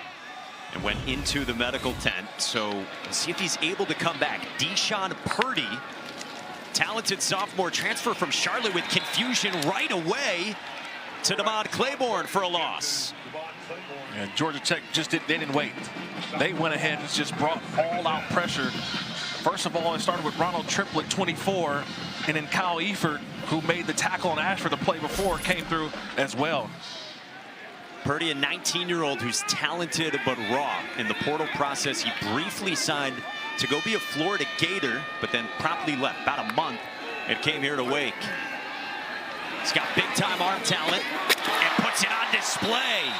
What a throw there to his tight end, Enny Falai, very close to the sticks. Oh, man, watch this adjustment by Falai at the end. A nice job of the big tight end. Timeout on the field for a defensive injury. Out of Utah Tech, just adjusted his body to make that catch. Kilo Stone is down, and what a throw from Deshaun Purdy. And this is what Robbie Zell, the offensive coordinator, was saying to us yesterday, that yes, Purdy is young. Yes, he's raw. Yes, he's still growing up on the field, but he told us it's an NFL arm. Yeah, it's an NFL arm for sure, and there's a reason why they brought in this transfer from Charlotte. I mean, they battled it out during fall camp. So when you're battling it out, Ashford won the job, but they are really high on Deshaun Purdy.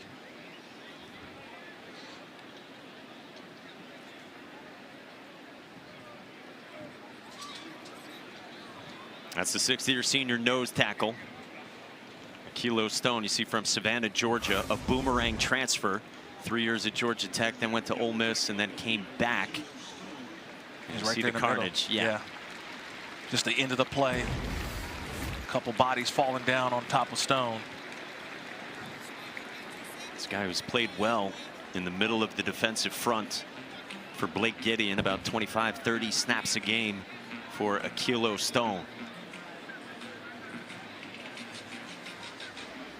Ahead of third down and inches for Wake Forest. And how about the throw from Purdy? Started 6 games last year at Charlotte. And again, the talent was noticeable. Completed 50% of his passes, though, there. So some ebbs and flows. There's growing that has to be done. He's only played 13 snaps before this season. All of that was in a Week 2 blowout against Western Carolina. He was 3 for 4 with a beautiful touchdown pass in this game. For now, he stays in there with Ashford on the sideline. And Claiborne up the middle, and DeMond Claiborne has enough for a first down.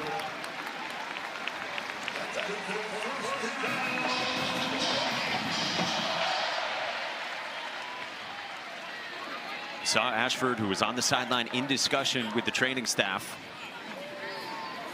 But it's Purdy for now for Wake Forest.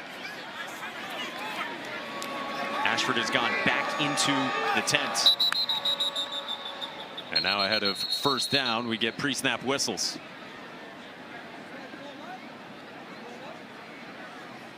The officials come in to discuss with Wake Forest center Devin Kalani.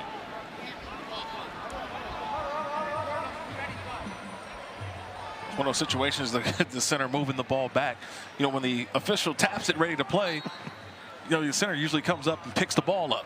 You know, sometime to snap it. That time the official saying, hey, watch that. Kalani, a sixth-year senior. You get one warning, so Kalani gets his there. First down at 10. Good cut from Claiborne. And a positive gain of 4. It's a long handoff. Long handoff, late developing handoff. So at some point, you're going to see Deshaun Purdy pull this play. He's going to pull the ball. Timeout on field. You see at the end of it, E.J. Lightsey, who had finally been back healthy this year, redshirt junior linebacker, started his career elsewhere in the state at Georgia. He's down for Georgia Tech.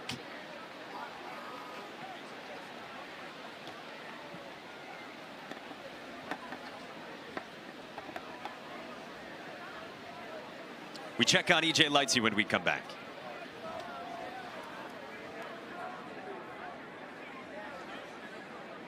Yeah, so right now he has gone back in. That's where he is right now. So in the meantime, if he can't come back, this is Deshaun Purdy's game. Sophomore from Baltimore who already has one impressive throw on his ledger. And so right now, how much do you trust him down inside the 10-yard line? I would think they try to keep this ball on the ground just a little bit here. Damon Claiborne, number 1 in the backfield. With Rob Ezell, the offensive coordinator. It is Claiborne. And he gets tackled right at the line of scrimmage. So third down coming up. And Rob Ezell, who I think has had a really good game calling plays with Ashford, now has his backup quarterback in. Yeah, sure. And you're trying to find something high percentage for your quarterback. No Chris Barnes on the field, so no number 10. So who's the next guy up? Is it Mays, number 7?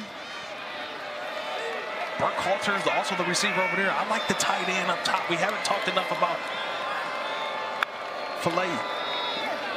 Purdy on the rollout. He zips one incomplete. Intended for Burkhalter with Clayton Powell-Lee in coverage, and it's fourth down, and the field goal unit trots out.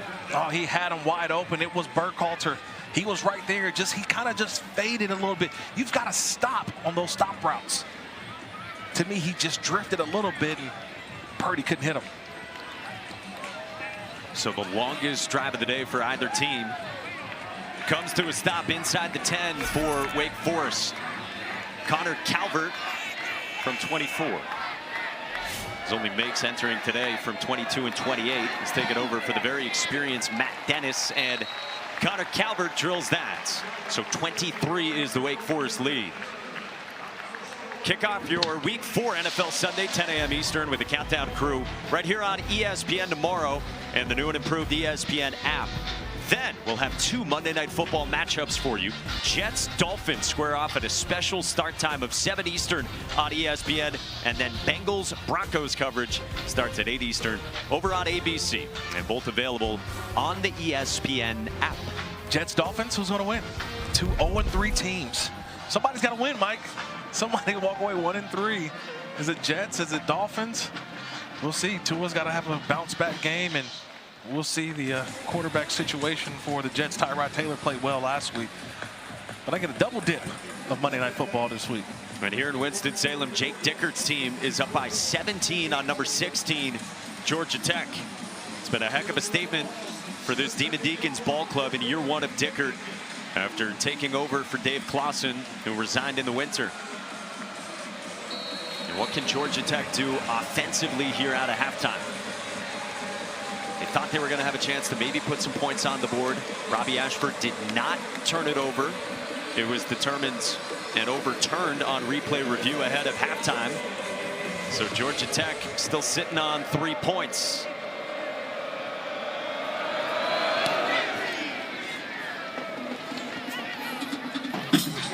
Jay Marshall takes it out for the Yellow Jackets. And he rumbles to about the 21. Time now for today's weekend lineup. It is brought to you by Wendy's. What a slate. I mean, Reese Davis said it on game day that this is the best Saturday so far in the college football season. What are you most excited for? Well, obviously Alabama, Georgia. To me, I think that's the game of the day. Obviously also that LSU Ole Miss game coming up, and a sneaky good game. We saw those Cyclones a couple weeks of Iowa State taking on the Arizona Wildcats. That's one of the games I've got my eye on as well a little bit later on right here on ESPN. So much good action going on. We got a jacket in Miles Forrestal, who's slow to get up on special teams for Georgia Tech. Yeah, you got the Lane Kiffin family fun going on all week. Ahead of LSU and Ole Miss. Very interesting, right? A lot of storylines.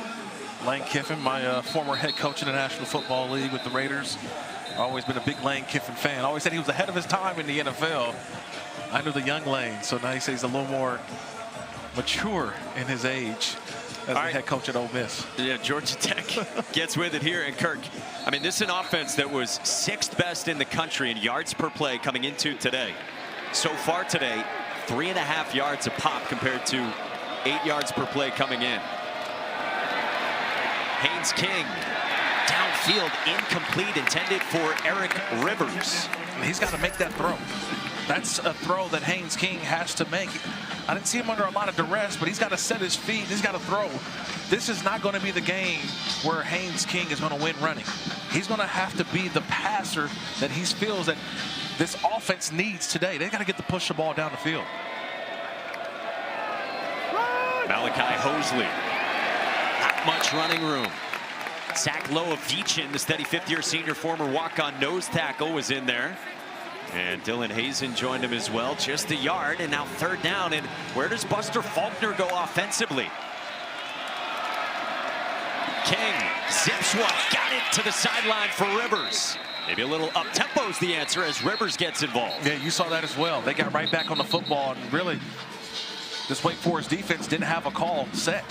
They got back on the line of scrimmage. I think Jake Dickert, head coach of Wake Forest, he's a little upset. Single substitution, defense, more than 11 players on the field. Got penalties decline, resulted in plays of 1st down. And that's what Georgia Tech did. They went quickly and didn't allow Wake Forest to substitute. They tried to run a player on late in that down. It's too many guys on the field, but that's maybe the magic elixir for this Georgia Tech offense here in the 2nd half. A little up-tempo. Ball's at the 40 for Georgia Tech. King fires into coverage and incomplete. Karan Prati was draped all over Eric Rivers. So if you're Buster Faulkner, you're trying to do it with the arm now of Haynes King a little bit more. I love the eyes of Prunty there, right? He just playing off. He's just staring down Haynes King. I think he didn't realize he could have intercepted that pass because he had good eyes on the quarterback. Scotty Hazelton told us Prunty's been their best cover guy at corner, the 6th-year senior who began his career at Kansas and has really good length.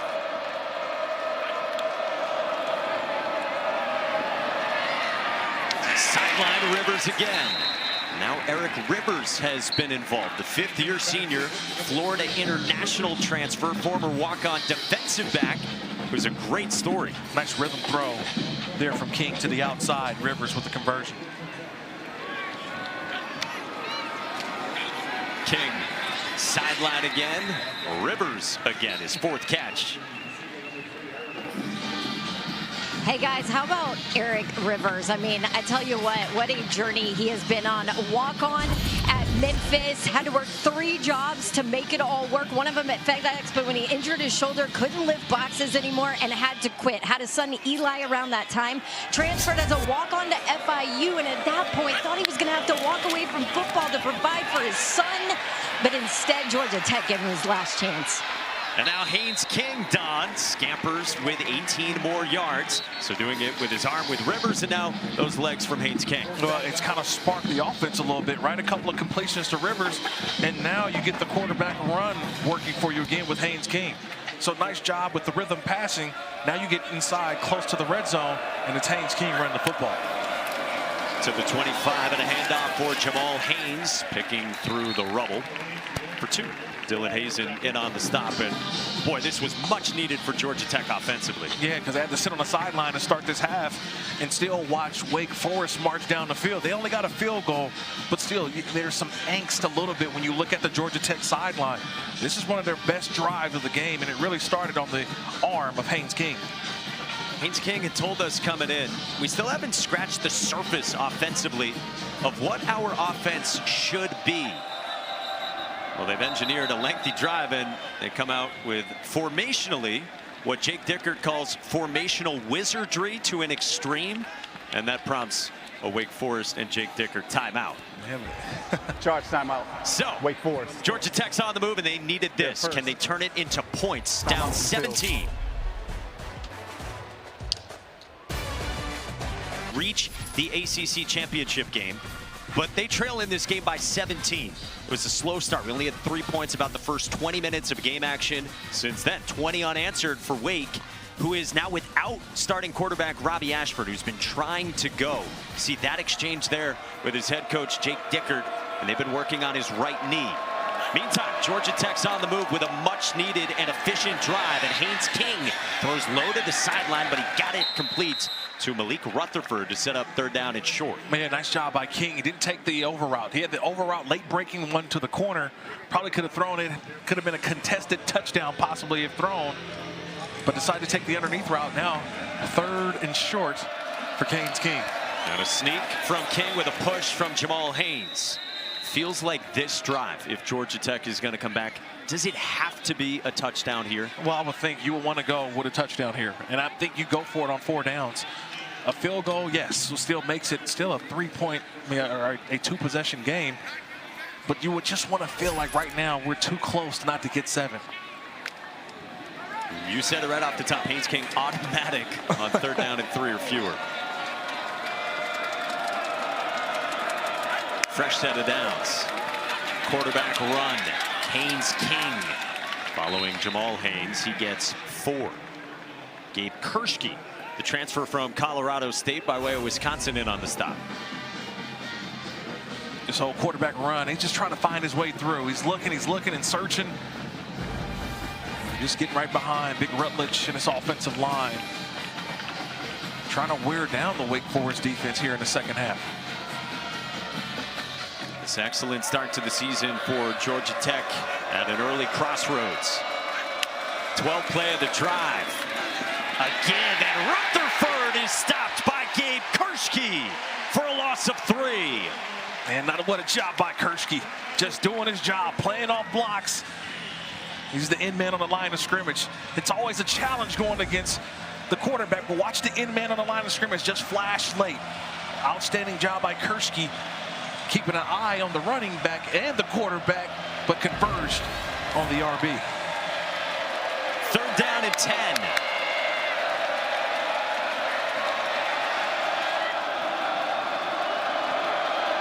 Rivers has been the go-to guy, Mike, so far. He's on this drive. He really got it started. Can they find Rivers, who's in the middle in the slot? Timeout, Georgia Tech. With the play clock winding down. Charge timeout. Georgia Tech. Their first. 30 seconds. The first burned by Brent Key. And on the flip side of things, I know Georgia Tech is driving the football here, but how impressed have you been by Wake Forest defense and first-year veteran defensive coordinator Scotty Hazelton? Yeah, I just love the way that they've been playing. They've been flying around, getting to the football, and it was one thing that he said over the last couple of weeks is that they've had a chance to check their work. All right, check the work of Georgia Tech. They've watched every bit of film that they can on Georgia Tech, and right now it's showing. They've had a plan in place for Haynes King, and it's really frustrated this Georgia Tech offense today. Just hasn't been a lot of opportunities for the big play, and Haynes King has had to earn every single bit of it. You mentioned Rivers. You expect that's where they go on third down? Yeah, I think so. This has to be, to me, something to where Rivers, who's right here in his stack formation, there he is in motion. And is it 4-down territory as well? On third, King all day. King floats one back in the end zone, and it's Rivers. There is a flag down. It's going to be a hold on Wake Forest. This touchdown is going to stand. It was a hold right there. It looks like on Canyon. The hold's going to be on Canyon, number 4, the receiver. Trayvon West held him, but what a throw. Prior to the pass, holding, defense, that penalties decline, result of the play, touchdown. Haynes King had an eternity, and he does indeed find Eric Rivers. Just watch how he works and just works and works and then finally uncovers. He just works the back line, just keeps working, and then shows that hand. That's an outstanding job by Rivers, being available for his quarterback and finding a way. I mean, that's all protection too, Mike. He had all day to throw. And when you have all day to throw, he just hurls one. And a nice job of just finding a way, doing something. We said they had to get 7, but watch the protection that Haynes King had. 1 1,000, 2 1,000, 3 1,000, 4 1,000. He had almost 6 seconds to throw the football. And I'll tell you this, as a defender, I can't cover that long, especially when it turns into backyard football. And that's what that last play was. That was backyard football. Haynes King to Rivers for a touchdown. And on that drive, you see what he did through the air when there was not much going through the passing game for Georgia Tech in the first half. And then how about Eric Rivers creating and in the scramble drill, finding some space. Don told you his amazing story. He's got his first Georgia Tech touchdown. Again, a walk-on at 2 different schools and at a time when the Yellow Jackets absolutely needed it. No, but I think they uncovered something as well. We were asking who was going to be the guy to step up offensively outside of Haynes King and Jamal Haynes. Well, Eric Rivers raised his hand and says, hey, I'll be that guy. I'll be that guy. And that was definitely a drive that was ignited by the opportunities given to Eric Rivers. Aiden Burr will send one away. Remember, Chris Barnes is dangerous, but he's got no chance at this one. Check in with Matt Berry in the studio.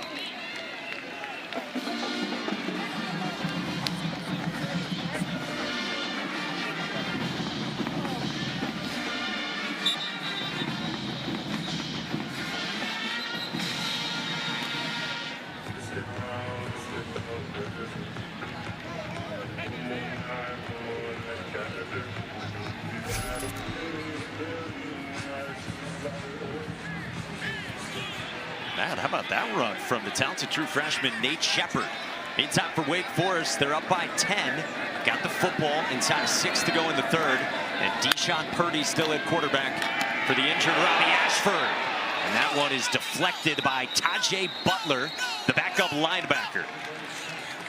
Nice job by Butler on the rush. He little blitz and got the left hand up. If you can't get to the quarterback, watch the left hand by Butler. He's got that hand up. That's what you're taught as a defender. Run at the quarterback with a hand up. Number one, it makes the quarterback have to change his throw, his angle of his arm. But if the hand is up, it's probably going to knock the ball down. A guy who is still very young for his sophomore class. They like the upside of Tajay Butler.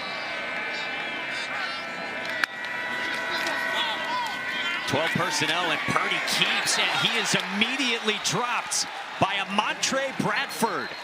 The sophomore defensive end with a loss of 3, and it's third down. Well, they put a Montre Bradford in the middle. So watch this play here. He just comes all the way up. He's just not fooled. And that's a nice job by the defensive tackle, just going ahead and making a play. Actually using the end. He's lined up at the end. They're making him, they're moving the front a little bit. And that's a nice job by Georgia Tech, realizing, hey, a couple guys down on that defensive front. They're just moving guys in some different positions. And now third down and long and empty for Deshaun Purdy. Under pressure. Purdy escapes. And is tracked down by Clayton Powell-Lee. And it's fourth down. Well, you can feel the momentum changing, right? You can feel it. You've got guys just flying all around the field. Powell-Lee, he comes from center field and he makes the play. Just outstanding effort. Watch, two guys had an opportunity to bring down Purdy. 1, 2, but just hustling to the football. And watch as Powell-Lee just tracks him down. Clayton Powell-Lee, the experienced senior, their second leading tackler. Guy who could have taken more money to leave Georgia Tech. Gets home. And now fair catch signal from Bailey Stockton at Georgia Tech, down by 10 with good field position. All right, here we go. Time now for the Aflac trivia question. Aflac. Insert sound. Then here's the question. Georgia Tech and Wake Forest, they have the most letters in the ACC. What is the longest team name in the FBS? That's a good one. Wow.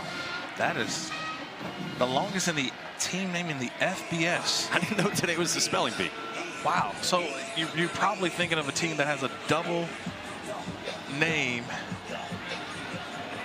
All right, think about it here. I'll call the play. Okay, yeah. I'm gonna give you a sec. Yeah, give me some time. Here's the screen set up. Malik Rutherford gets tracked down after a couple.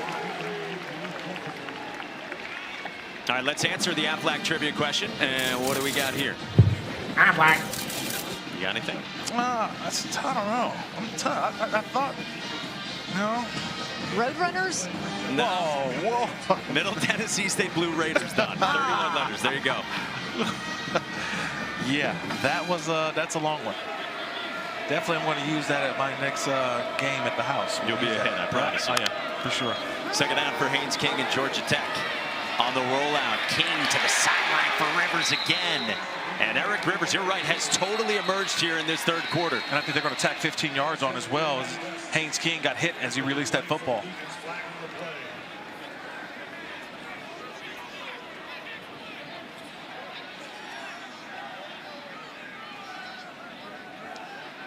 It might be on perhaps Gabe Kershke. He had the pressure. Personal foul, roughing the passer. Defense, 15-yard penalty added to the end of the run. First down. Again, watch number 10, Gabe Kershke, at the end, just kind of leaves his feet. And I didn't see much, but you're taught not to leave your feet in that. And when you do leave your feet, look what happens. And it's a nice job by Haynes King buying time and delivering to his best target so far today, Rivers. Is that enough for roughing the passer in your mind? It's never enough, but anytime that you jump, Mike, where are you landing it? The head and neck area of a quarterback is always off limits, and in that situation, they're just trying to protect the quarterback. Fake it. King keeps it with a stutter step, and Haynes King keeps plowing forward. Gets to the 30 with an 8-yard pickup.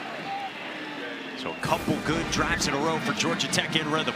Yeah, now you're looking at a different sideline. Remember earlier I said the Georgia Tech sideline didn't have that same bounce. It's a little bit different over there now for the Yellow Jackets. King pulls it and churns for some more yardage. He gets hog-tied by Dallas Apalava, and it's all Haynes King right now. Yeah, Langston Hardy had an opportunity, but he went for the running back and didn't hit the quarterback. So now Haynes King, the run game, really has come alive here in this third quarter. With 2.5 to go in the third. Haynes met right at the line of scrimmage. Nicely defended by the front of the Wake Forest defense, including Kershke. Yeah, Kershke's having a big game so far. He knew that going into this game, the defensive ends, right here, there's Kershke. He's right there, keeping his eyes upfield. Live action right side of your screen, and this is Haynes on the underneath, and he slipped free from Hazen. Gets it close to the line to gain, takes it to the 16, a yard shy. And here you are, 3rd and 3 or less. 3rd and 3 or less, who gets the football?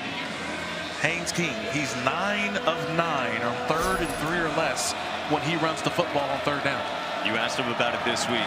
Haynes King said, I messed with our running backs all summer. I talked some trash. I don't want to talk trash if I can't back it up. He knows he's the guy that very often converts in these short yardage scenarios. Keeps it again with a lane. And a first down, Haynes King. You got to back up the talk. 10 for 10. It's like shooting free throws for Haynes King. Watch the extra blockers in front. It's the fake to Jamal Haynes that gets the linebackers out of. The linebackers flow over the top. So when the linebackers flow over the top, that's just an easy downhill run for Haynes King with nobody at the second level.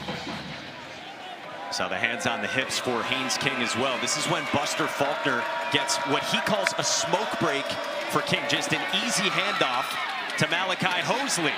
Takes it down to the 5, where it's not a read for Haynes King. There's no option to keep it. Buster Faulkner, in talking with his staff, calls them smoke breaks for Haynes King. I thought it was funny. He's got to get some get his guy the oxygen back. They don't have those oxygen tanks on the field during the series. So how do you get your quarterback to just calm down a little bit, catch his breath? That's how you do it, is a design handoff. Another lengthy drive from Georgia Tech. The identity of this football team and this offense. King under pressure, back in the end zone, and a dangerous throw. In the vicinity of Dean Patterson. King might have been just trying to get rid of that under heat. I think he was trying to get rid of it, but it was also a tired throw. You can look at this quarterback right now. Opening up late was, like you mentioned, was Patterson. But watch the quarterback the entire time. Not a lot of legs, just try to just get rid of it. Big third down here, Mike. Big third down. Like gas. Slot right, Eric Rivers has been huge. Haynes King again with the touchdown. Gas tank running low. Haynes King digs deep, and it's a one-score game.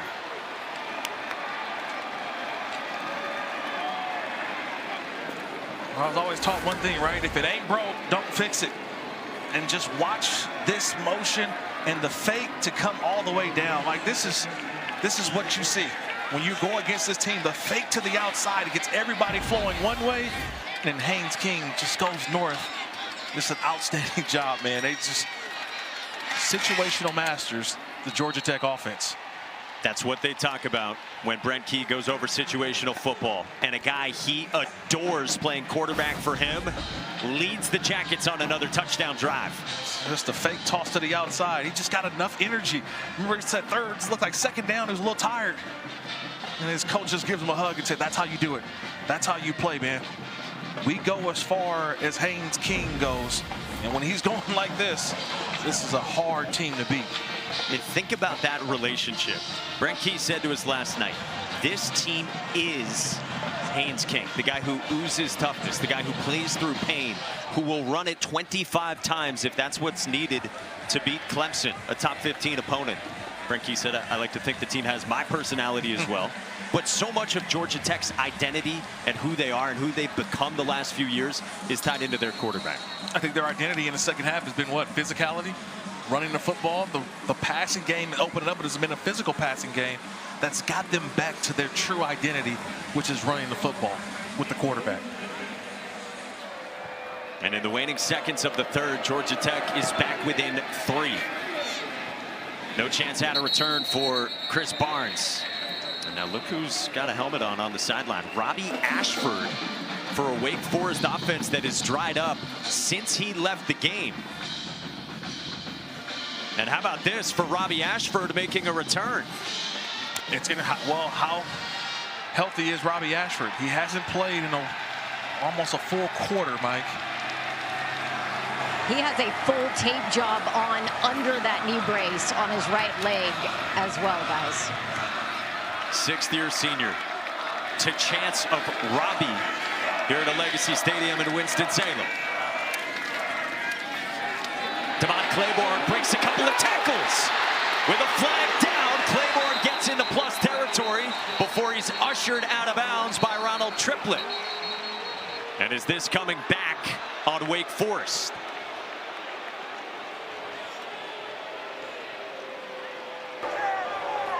Holding. Offense number 8. 10-yard penalty. First down. They call that on Carlos Hernandez, the slot wide receiver, the transfer from Washington State. Yeah, I didn't really see much. I felt like Claiborne had got past where that block happened by the receiver Hernandez. It's right there. I think they got the wrong number is what it was.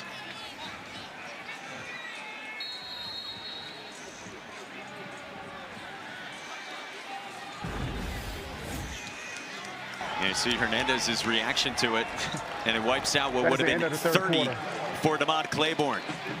You get Robbie Ashford back. What do you have to do as a team to finish? They're a good football team. We knew they were going to get their best in the second half and to calm down and get back to what makes us successful. We've been really good in the inside run game.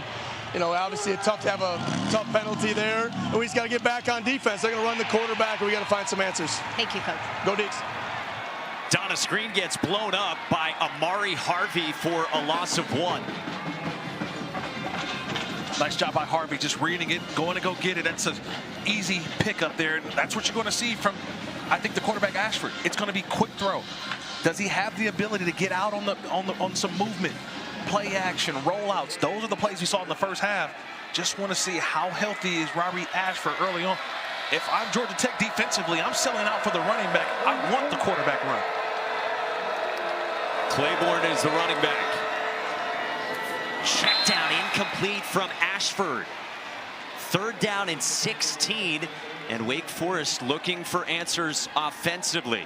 Take a look at today's More Than a Home Team, brought to you by Cracker Barrel. And the home team, with Robbie Ashford in, really got cooking late first half. Without him, the 8 plays with Deshaun Purdy, only 13 yards. Yeah, the quarterback run was just really not an option. They were just trying to throw the football. But now with the quarterback Ashford back in the game, how do they give him enough time to make a throw down the field? Showing pressure. Bring 4. Ashford nearly slipped. Ashford directing. Past the line of scrimmage when he threw it to Falai. So this will come back.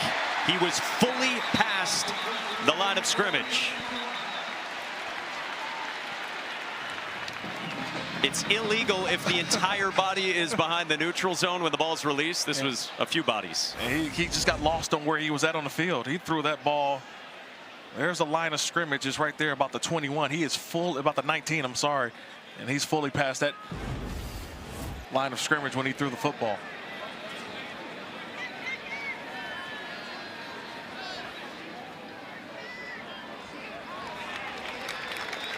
So you'll take the penalty, of course, instead of the result of that play. And that'll back up Wake Forest. And I think the bright spot for me was that just seeing Ashford getting out of the pockets, all right? Using a little of that mobility and ability getting off. Offense number 2. 5-yard penalty from the spot of the foul. This penalty also includes the loss of down. 4th down. So it backs him up, and with the loss of down, it brings up 4th down for Wake Forest.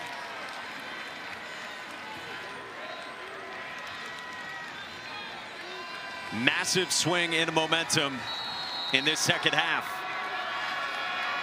True freshman Cal Joseph with some pre-snap movement from Georgia Tech, trying to sell out for a block.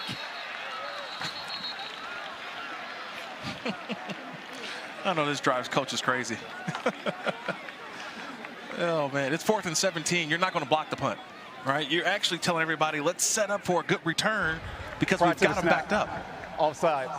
Defense in the neutral zone, causing the offensive player to react. 5-yard penalty. 4th down. On Melvin Jordan, a rotational linebacker transfer from Oregon State. Well, that's just a lapse in focus right there. Watch the football. Let's set up for a return.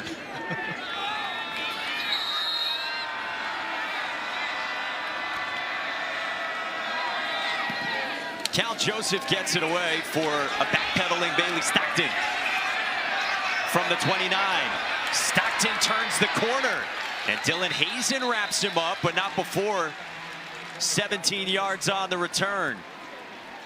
Well, Georgia Tech has all the momentum. Haynes King's got the football with the Jackets down by 3, trying not to spoil this. First 4-0 start since 2014, highest ranking in a decade. And trying to make it 5 straight wins to start the season. They're going to have to do it today, if they do, in comeback fashion. And a lot of it has been their quarterback, Haynes King, in the second half. What's bottled up throughout the first half, but second half he's been able to throw some outstanding throws to Eric Rivers, but also got the running game going by the quarterback. In King's hands again. Steps up, fires, and he's got it for Canyon. Hurtling into the red zone. Haynes King's doing it all in the second half. Wow, what a throw. But more importantly, this route, the way it developed by Canyon. He's on the outside, and he just comes all the way across, and they buy a little bit of time for the quarterback, Haynes King. He's all the way up here, and he's just, wow, man, it's a long route. But that's how you do it. You buy time for the quarterback and allow the route to develop, and watch Haynes King deliver the ball right where it needed to be. as Canyon got behind Devon Patterson and picks up 37. Their longest pass play today. Quarterback run. Nick Anderson on the stop. 5 for Haynes King, who's emptying the tank. Look at this, these hops by Canyon. He had full extension. That's high. Was that high hurdle? You like that? Are you a high hurdle? You're a jumper? That's pole vault right there. You going pole vault? I'm saying high hurdle. Going out for the Georgia Tech track team right there was Canyon. Yeah, he likes it. Yeah. Early fourth quarter with the Yellow Jackets on the move.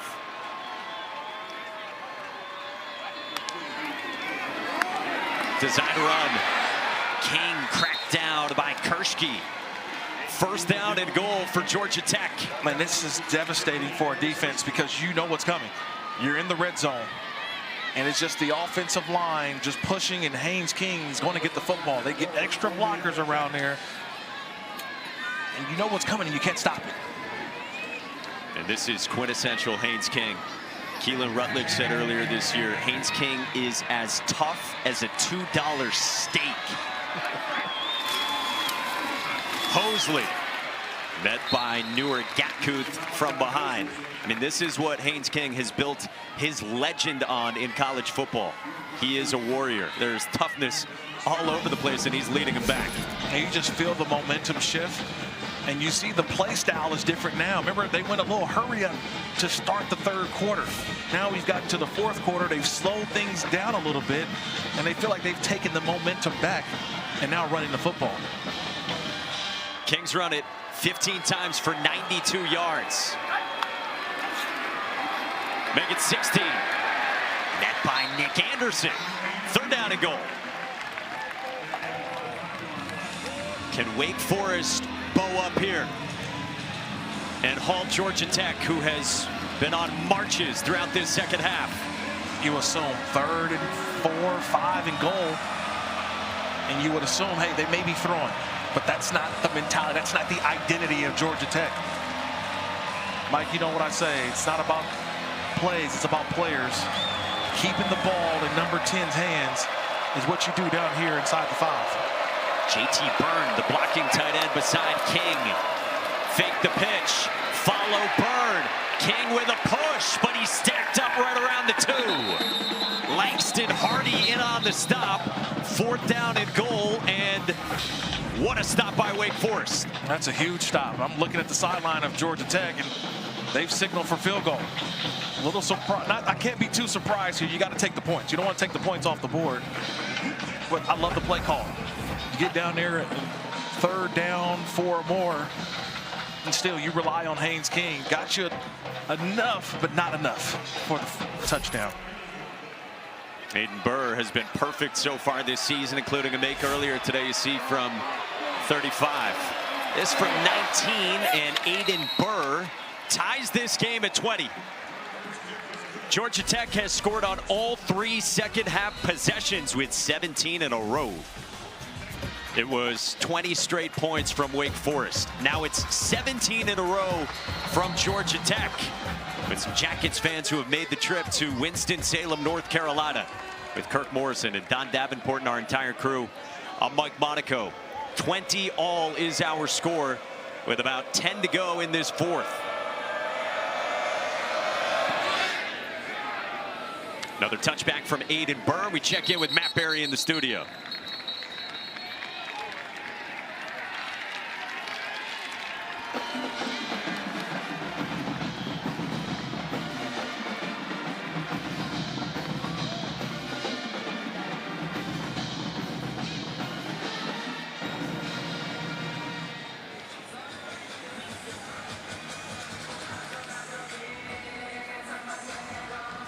Marcel Reed was fabulous in that win in South Bend against Notre Dame.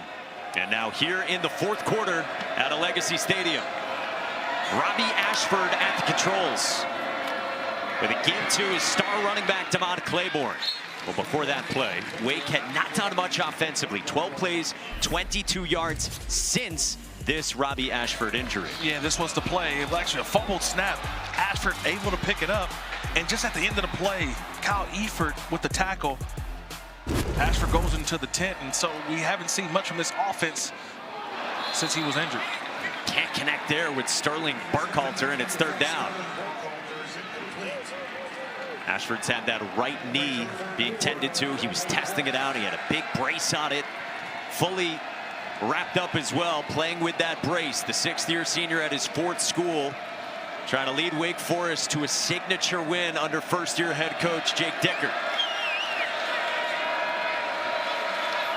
Chris Barnes is in the slot. He's been the guy to go to on third. On the left side of the formation, Ashford hits the crosser to his big tight end, Enny Falai, to move the sticks. Nice job by Falai. He just comes up and runs this an in route and just keeps going. Realizes, wait, nobody's running with me. He doesn't stop and turn for the quarterback because he feels zoned. He realizes, wait, nobody's picking me up, so this could be some man-to-man coverage, and a drop coverage from Georgia Tech results in a first down for Wake Forest. Enny Falai was a guy that Wake Forest's coaches looked at in the 2-week layoff between games, said they got to get him more touches. They view him as one of the 3 best options around Robbie Ashford. Fake the pitch. Ashford rips one into a tight window and hung on by Carlos Hernandez. Took a shot, and Hernandez comes up with 14. Yeah, he's hurt on that one. That was a shot that was delivered to him. But an unbelievable job of holding on to the football. He caught it and secured it, knew he was going to absorb contact, but still was able to maintain the catch, delivered. The blow was delivered. He's still down.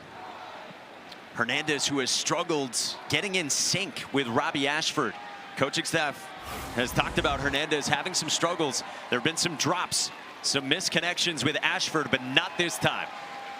I'm impressed so far with Ashford. He's throwing from the well, as they call it, right? He's not on the move. It's not anything where they're bootleg, play action. He's right there in the pocket, standing strong and delivering some outstanding footballs. And Zach Tobey grimacing as well on the Georgia Tech sideline after he delivered the hit on Carlos Hernandez. Junior corner, second year with the Jackets after transferring in from Illinois. Well, Hernandez gets looked at on the opposite sideline. Midway through the fourth, tied at 20.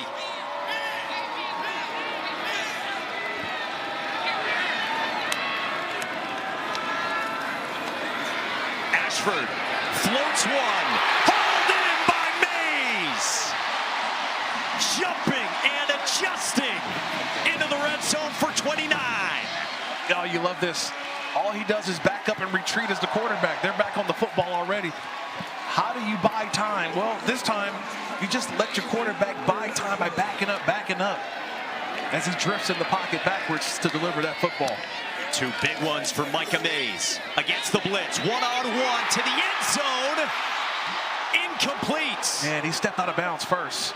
Jeremiah Melvin, you see the field judge with the hat off and deemed incomplete toward the pylon for the talented redshirt freshman. Yeah, both officials to that near side to us had their hats off. So they both saw that Melvin stepped out of bounds first, so no matter what, he couldn't be the first person to touch the football.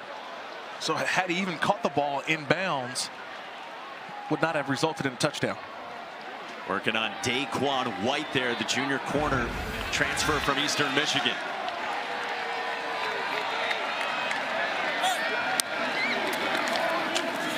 Devon Claiborne hops forward for about 5 or 6. Third down coming up after the missed connection to Melvin. It looks like he stepped out right about what the 2-yard line Melvin did.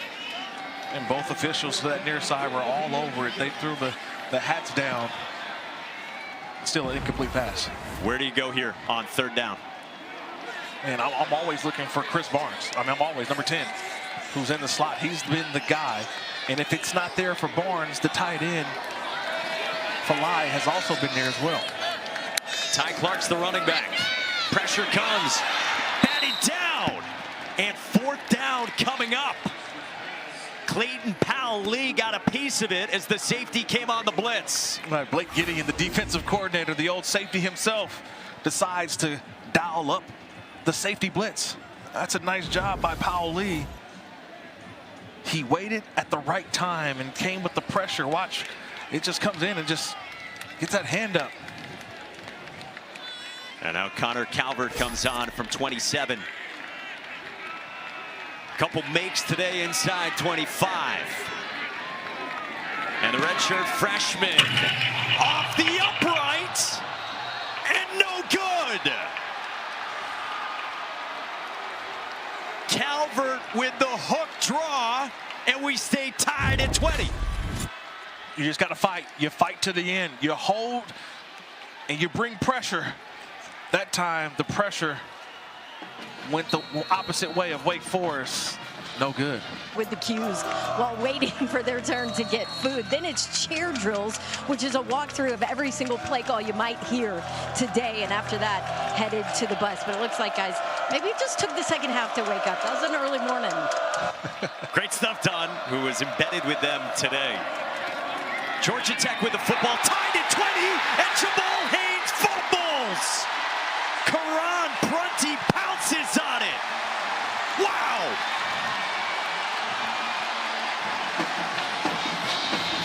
Dylan Hazen forced it out of the midst of Jamal Haynes. Yeah, 24, Dylan Hazen put the helmet on football.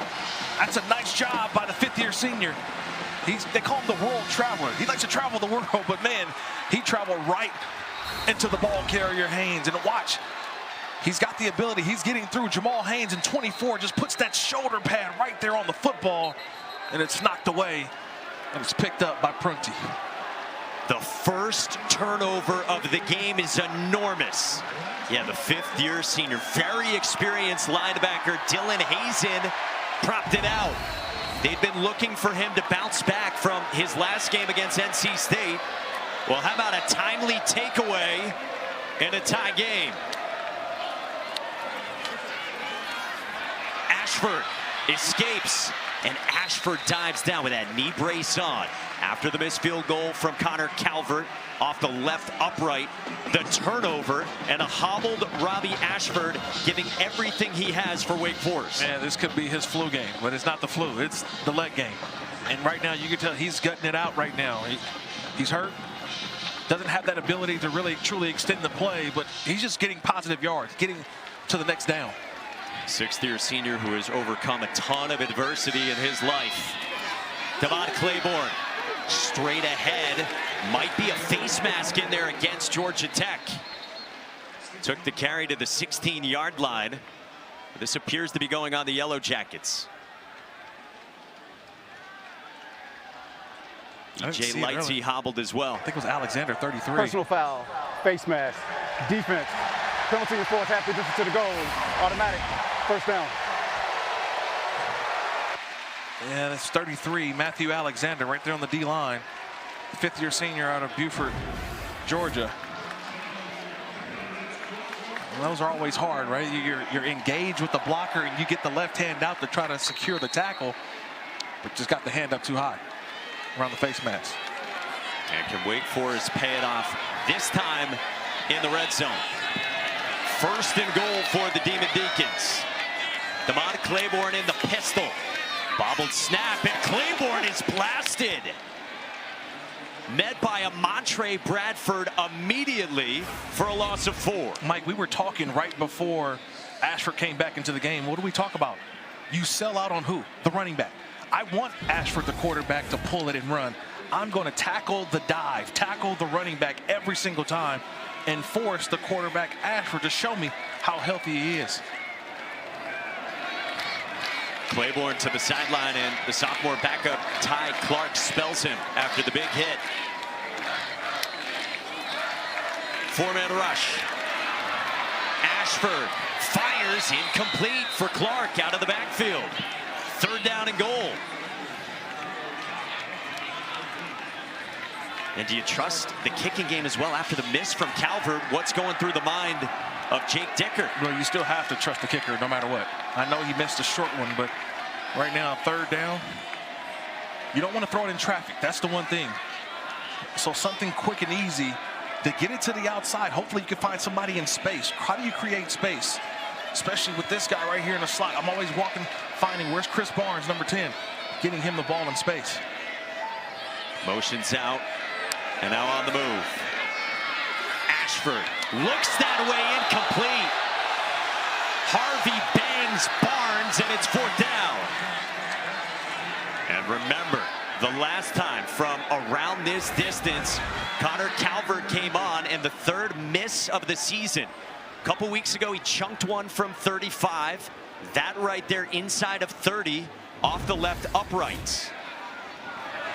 This would be from 30 for the redshirt freshman.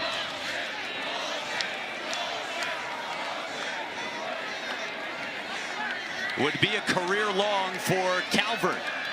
Trying to give Wake Forest the lead.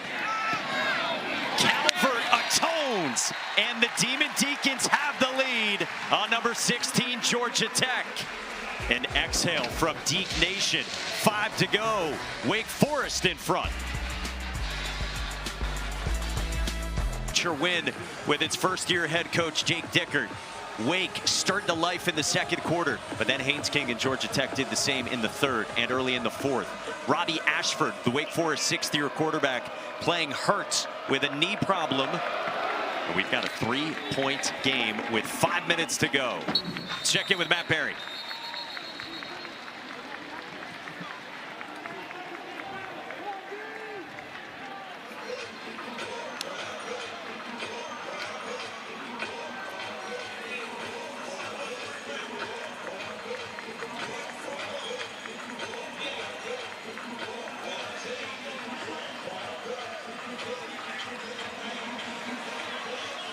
All right, Matt, awesome day. One of the best in recent college football memory. Louisville trying to stay perfect, and so are Haynes King and Georgia Tech. Down by 3. King, seen, got it complete. Out toward the 45 to Malik Rutherford.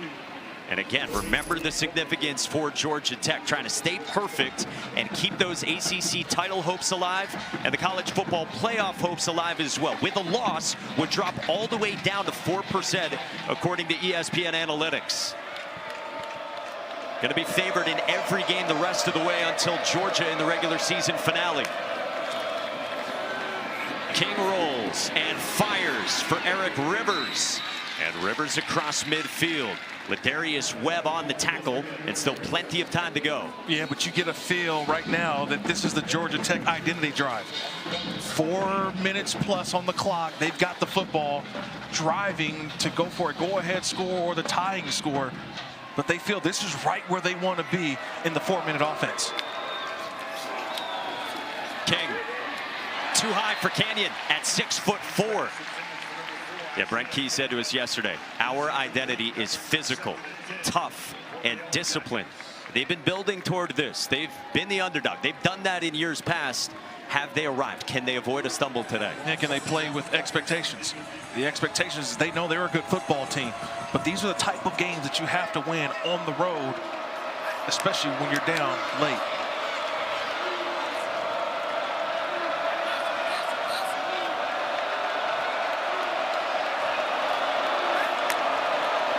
From the 46, King, deep shot, and he overcooked it for Canyon.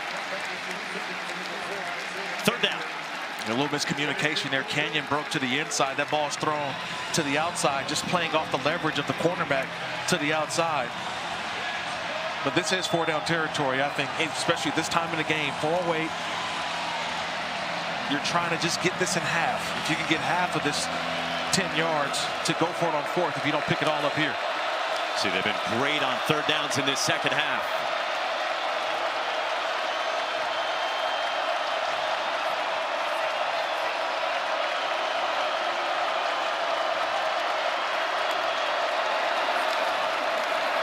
King, sideline tight window, incomplete. Intended for Canyon again. And Ladarius Webb straps in. The 5th-year senior, he's on the outside and does a nice job of maintaining his leverage, playing back through the football, knocks it down. And Georgia Tech went up-tempo ahead of 4th down, and it prompts a Jake Dickert Wake Forest timeout. Timeout. Wake Forest. So the ball's seconds. at the 46. That's probably just outside of the range, maybe by 5 yards or so of the excellent field goal kicker Aiden Burr of Georgia Tech.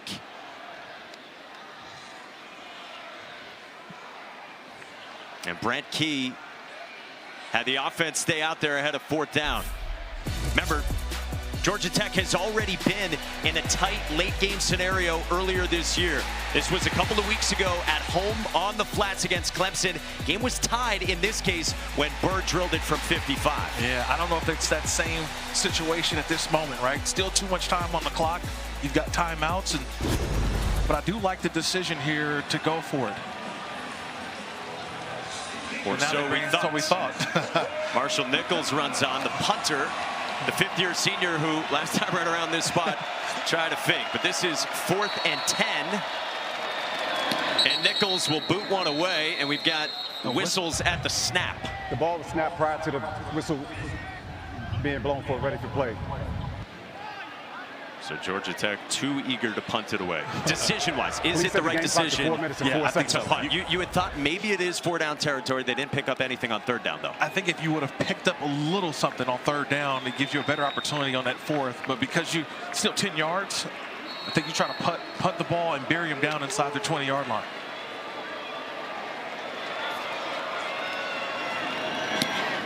Nichols skies one. It lands inside the 5, and it is perfect. Down at the 7 on a beauty by Marshall Nichols with 3:55 to go. Our Week 5 ACC Network football lineup continues this afternoon. Boston College and Cal getting started right now in Chestnut Hill. Then we cap the night in Palo Alto with Stanford and San Jose State at 7:30. And remember, you can always watch on the ESPN app. Kirk Morrison, Don Davenport, Mike Monaco with you coming down the stretch in Winston-Salem. Brent Key's team went down big earlier, but they answered here in the 2nd half. Can they get a stop? Wake Forest with the football up by 3 with 4 minutes to go for Jake Dickert's team.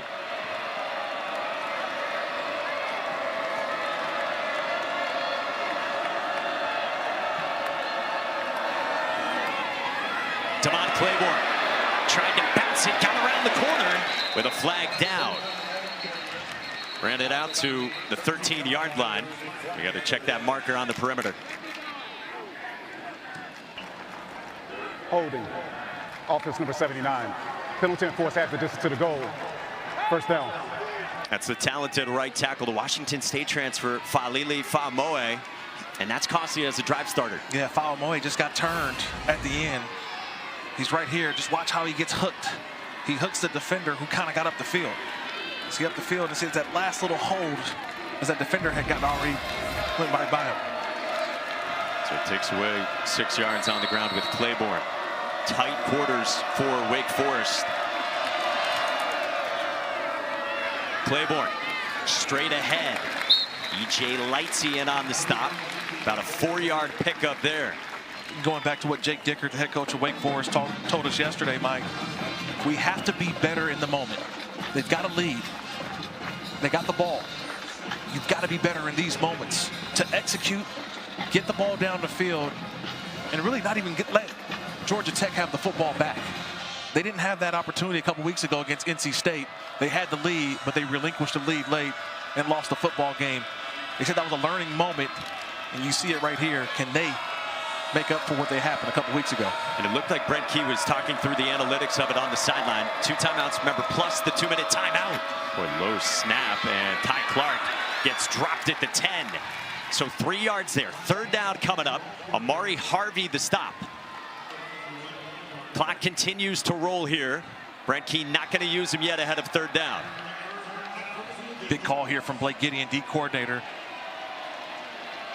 Does he send a little pressure on Robbie Ashford, knowing he's kind of been immobilized a little bit? He hasn't been able to run, so he's been a stationary target in the backfield as the quarterback.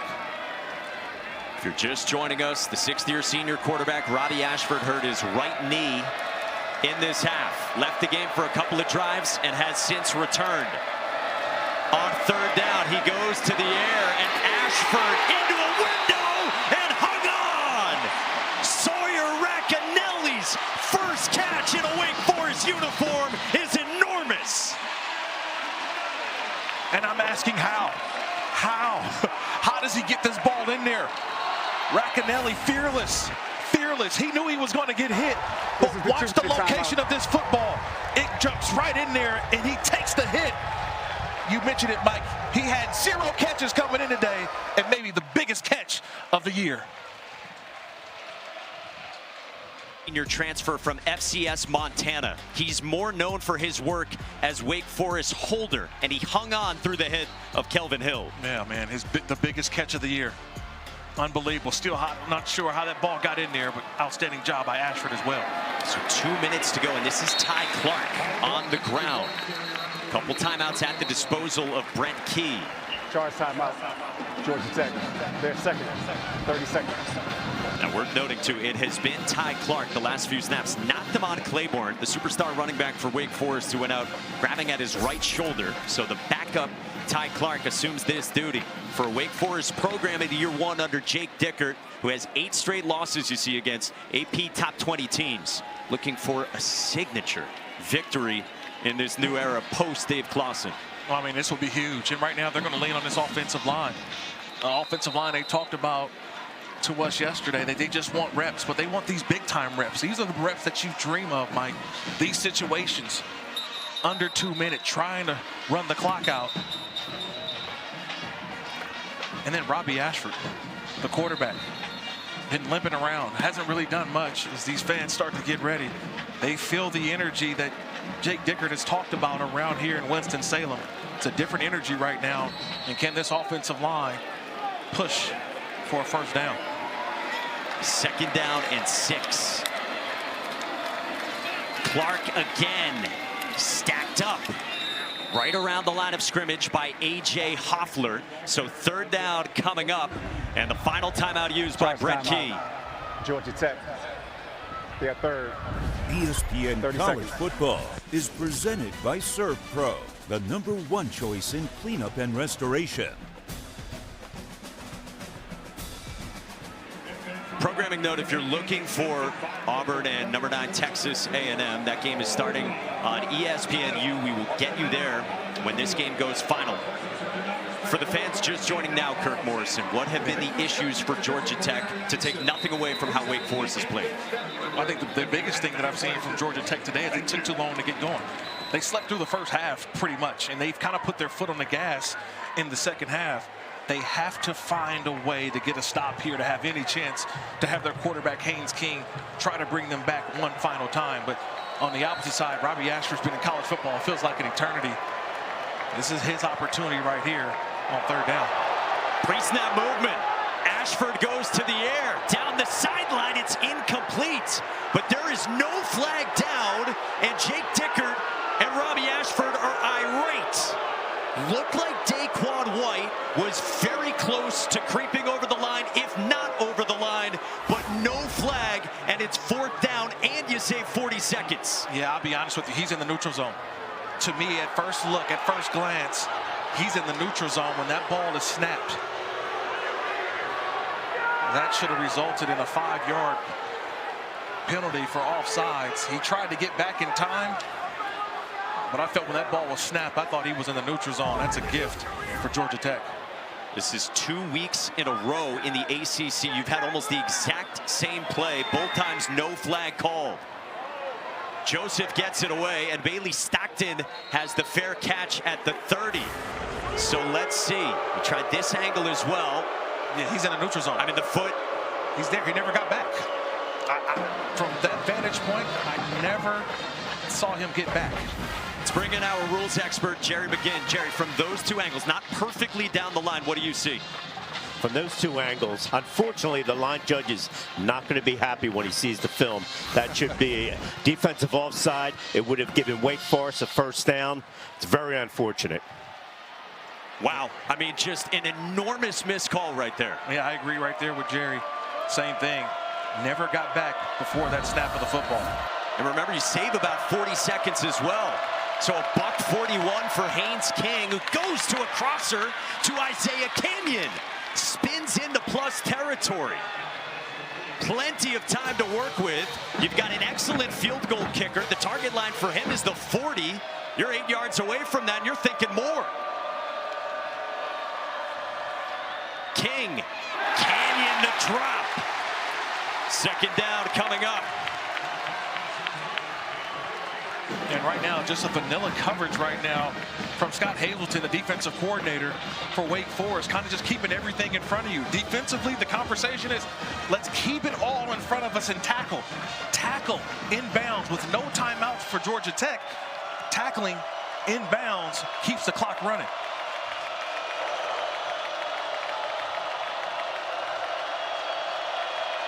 Who is going to be the guy to step up? Where does Haynes King go with the football here? It's been Eric Rivers for the most part throughout this game. King, sideline, a lot of contact, incomplete. Prunty got handsy with Eric Rivers, and there's a flag. Pass interference, defense number 3, 15-yard penalty, automatic, first down. I think both guys are over there hand fighting. Rivers sails the outside, then he comes back in. And I think they get that right hand of Prunty, who's right underneath that right hand, right on the shoulder pad. I mean, that's plenty of restriction, right? Impeding. It's restriction, especially when that ball's in the air. See, when the ball's in the air, he's restricting him from allowing him to get the reception. Steaming Jake Dickert was irate about a call that didn't happen. 1:19 to go. Georgia Tech on the move, down by 3, trying to stay perfect. And I know you're thinking about playing pass for Wake Forest, but Haynes King still a big-time runner. Right on cue. A draw from King. He gets wrapped up after 2 yards, and the clock ticks. Aiden Hall, the linebacker, in on the stop. You always have to keep an eye on the quarterback, especially if you're playing these zones. Linebackers flying out. If the middle of the defense is open, Haynes King will go. King. Check down dropped by Jamal Haynes. So you got 57 seconds to go. Third down coming up. The ball's at the 31. You have an excellent kicker in Aiden Burr. Career long for him is 55. Brent Key already within what he says he targets, the 40. But you're thinking more if you're the Yellow Jackets. Yeah, you want a more comfortable field goal. You don't always want the long distance. And so right here, I wouldn't be surprised if they go quarterback run here in this situation. Haynes King has been your guy on third down.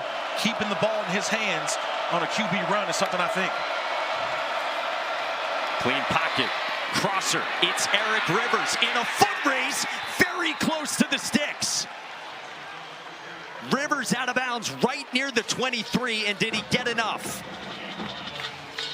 I mean, the speed of Rivers to get all the way to the outside, just racing to that out of bounds marker. I mean, it is inches right now, and the signal now is first down. So they do move the sticks at the tail end of it. King was staying out there. I think he thought that was fourth down. Then they signaled first. Yeah, just enough there by Rivers. Wow, a foot race to the edge, won by Eric Rivers. Just great focus, and I think they're going to take a look at the replay on this one. That's a close call there. The previous play of the runner reaching the line of game is under further review. Now, they awarded him the first down, Mike, so that's the call. Correct? But now let's look where the football is in comparison to when he goes out of bounds. Initially, I'm looking at the right foot that goes out of bounds. And where's the football? See Brent Key immediately watching it in real time along the sideline from Rivers. There's that right foot that goes out of bounds. Where's the ball at the time Rivers crosses out? Let's bring in Jerry McGinn, our rules expert. Jerry, another one for you. What do you see? Another close one. So the ruling on the field is a first down. So replay is going to need indisputable video evidence that is not a first down. So the looks that we're seeing, there's no clear shot right down the line. So you're going to have to stay with the head linesman. I mean, he is right there. I believe he made a good call. Yeah, my first couple looks at it, it appeared to be he maybe a half yard short. But after further review, the ruling on the field is upheld. First down, Georgia Tech. Remember, it's different this year in college football. There's no confirmed. It's just overturned or upheld. And so with that amount of evidence, the call is upheld. And boy, Jake Dickert, a few plays now that by inches have not gone his way, and Georgia Tech has a fresh set of downs and still 50 seconds to go. How big has Eric Rivers been? Guy who walked on at 2 different schools to start his career before transferring here to Georgia Tech. And these Jackets led by their quarterback, Haynes King.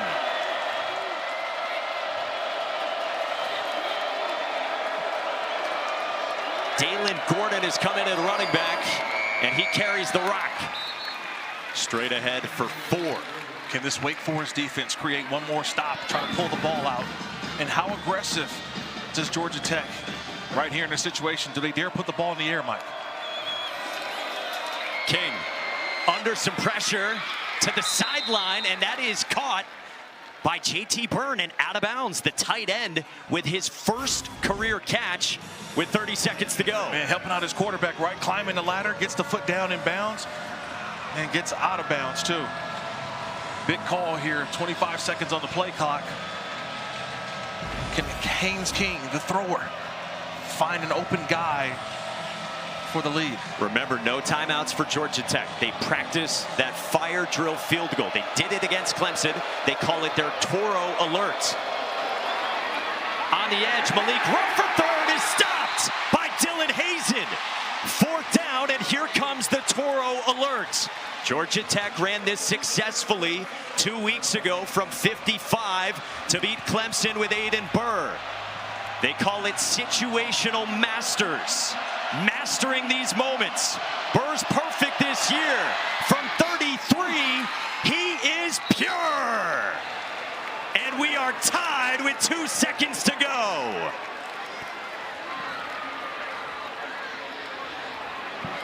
Just taking you right back to that sequence. That final sequence. They ran the football. They didn't put the ball in the air. And we take you back to this play on the last drive for Wake Forest. Daquan White looks to be across. They didn't call the offsides. Georgia Tech gets the football back. They drive down.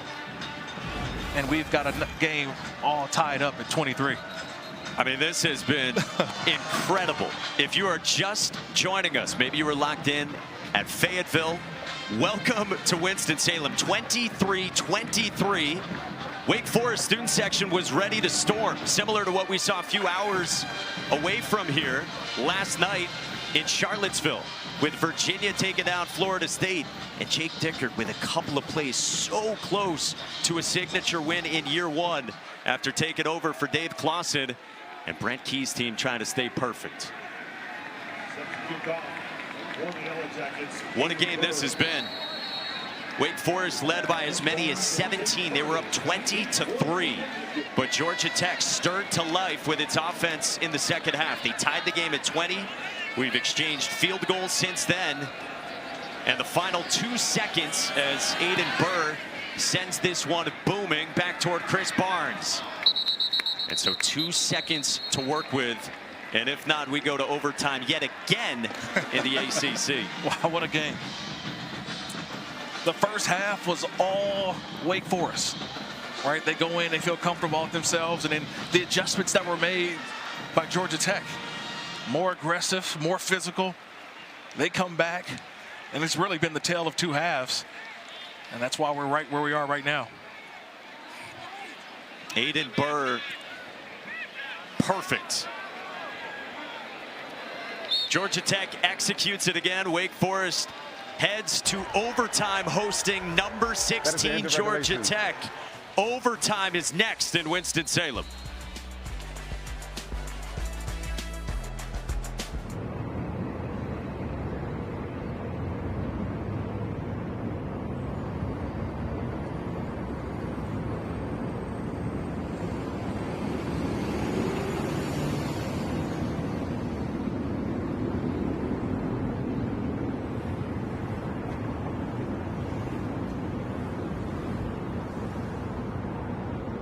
Both teams ripped off lengthy stretches of dominance. 20 unanswered from Wake Forest, but then Haynes King, the tough as nails Georgia Tech quarterback in the second half, has led Brent Key's Georgia Tech Yellow Jackets back in this game. We've got overtime. First overtime game for Georgia Tech since last year, end of the regular season. That 8 overtime epic against a rival in Georgia. For Wake Forest, their first overtime game in about 1,100 days, 2022, against then number 5 Clemson. Wake won it. Georgia Tech starts with it, and Haynes King on the ground is swung down by Nick Anderson, a 4-yard pickup. And they go right back to their normal offense. You get into overtime, you think, okay, we've got to score quickly. No, they want to still let their offensive line take over, using Haynes King, the decision maker, using his offensive line here in overtime. Again, Brent Key said to us, Haynes King is this team. The tough quarterback has run it 19 times for over 100 yards. Told us earlier this week he's played through a ton of pain. There's no telling. It's always temporary. He rolls, pumps, connects to his tight end, Josh Beetham. Only his 4th career catch, a 17-yard pickup. And a little surprise here, Haynes King usually would take off. He sees all that open green grass, but he keeps his eyes downfield, and he finds the late tight end streaking across the field. And now you get inside the 5-yard line, ball's at the 3, and this is Haynes King time. The King conversions, as we've said all week long, this is where number 10 keeps the football. A grinding running quarterback has blockers with him. Haynes King following JT Byrne gets wrapped up after 2, and 2nd down and goal. You almost feel like they've got 3 plays, 1st, 2nd, and 3rd down, to let Haynes King find the right window to go through. Use the offensive line, bring in extra blockers. But who do you trust in this situation? You get down here, it's all about trusting the right players. And the right player is Haynes King. Brent Key has said, I've never met a tougher kid in my life than Haynes King. No surprise, they run him again. King, touchdown, Georgia Tech. Who else would it be but Haynes King?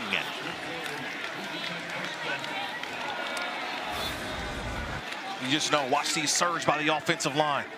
You get big 77 Keelan Rutledge pulling around, and Haynes King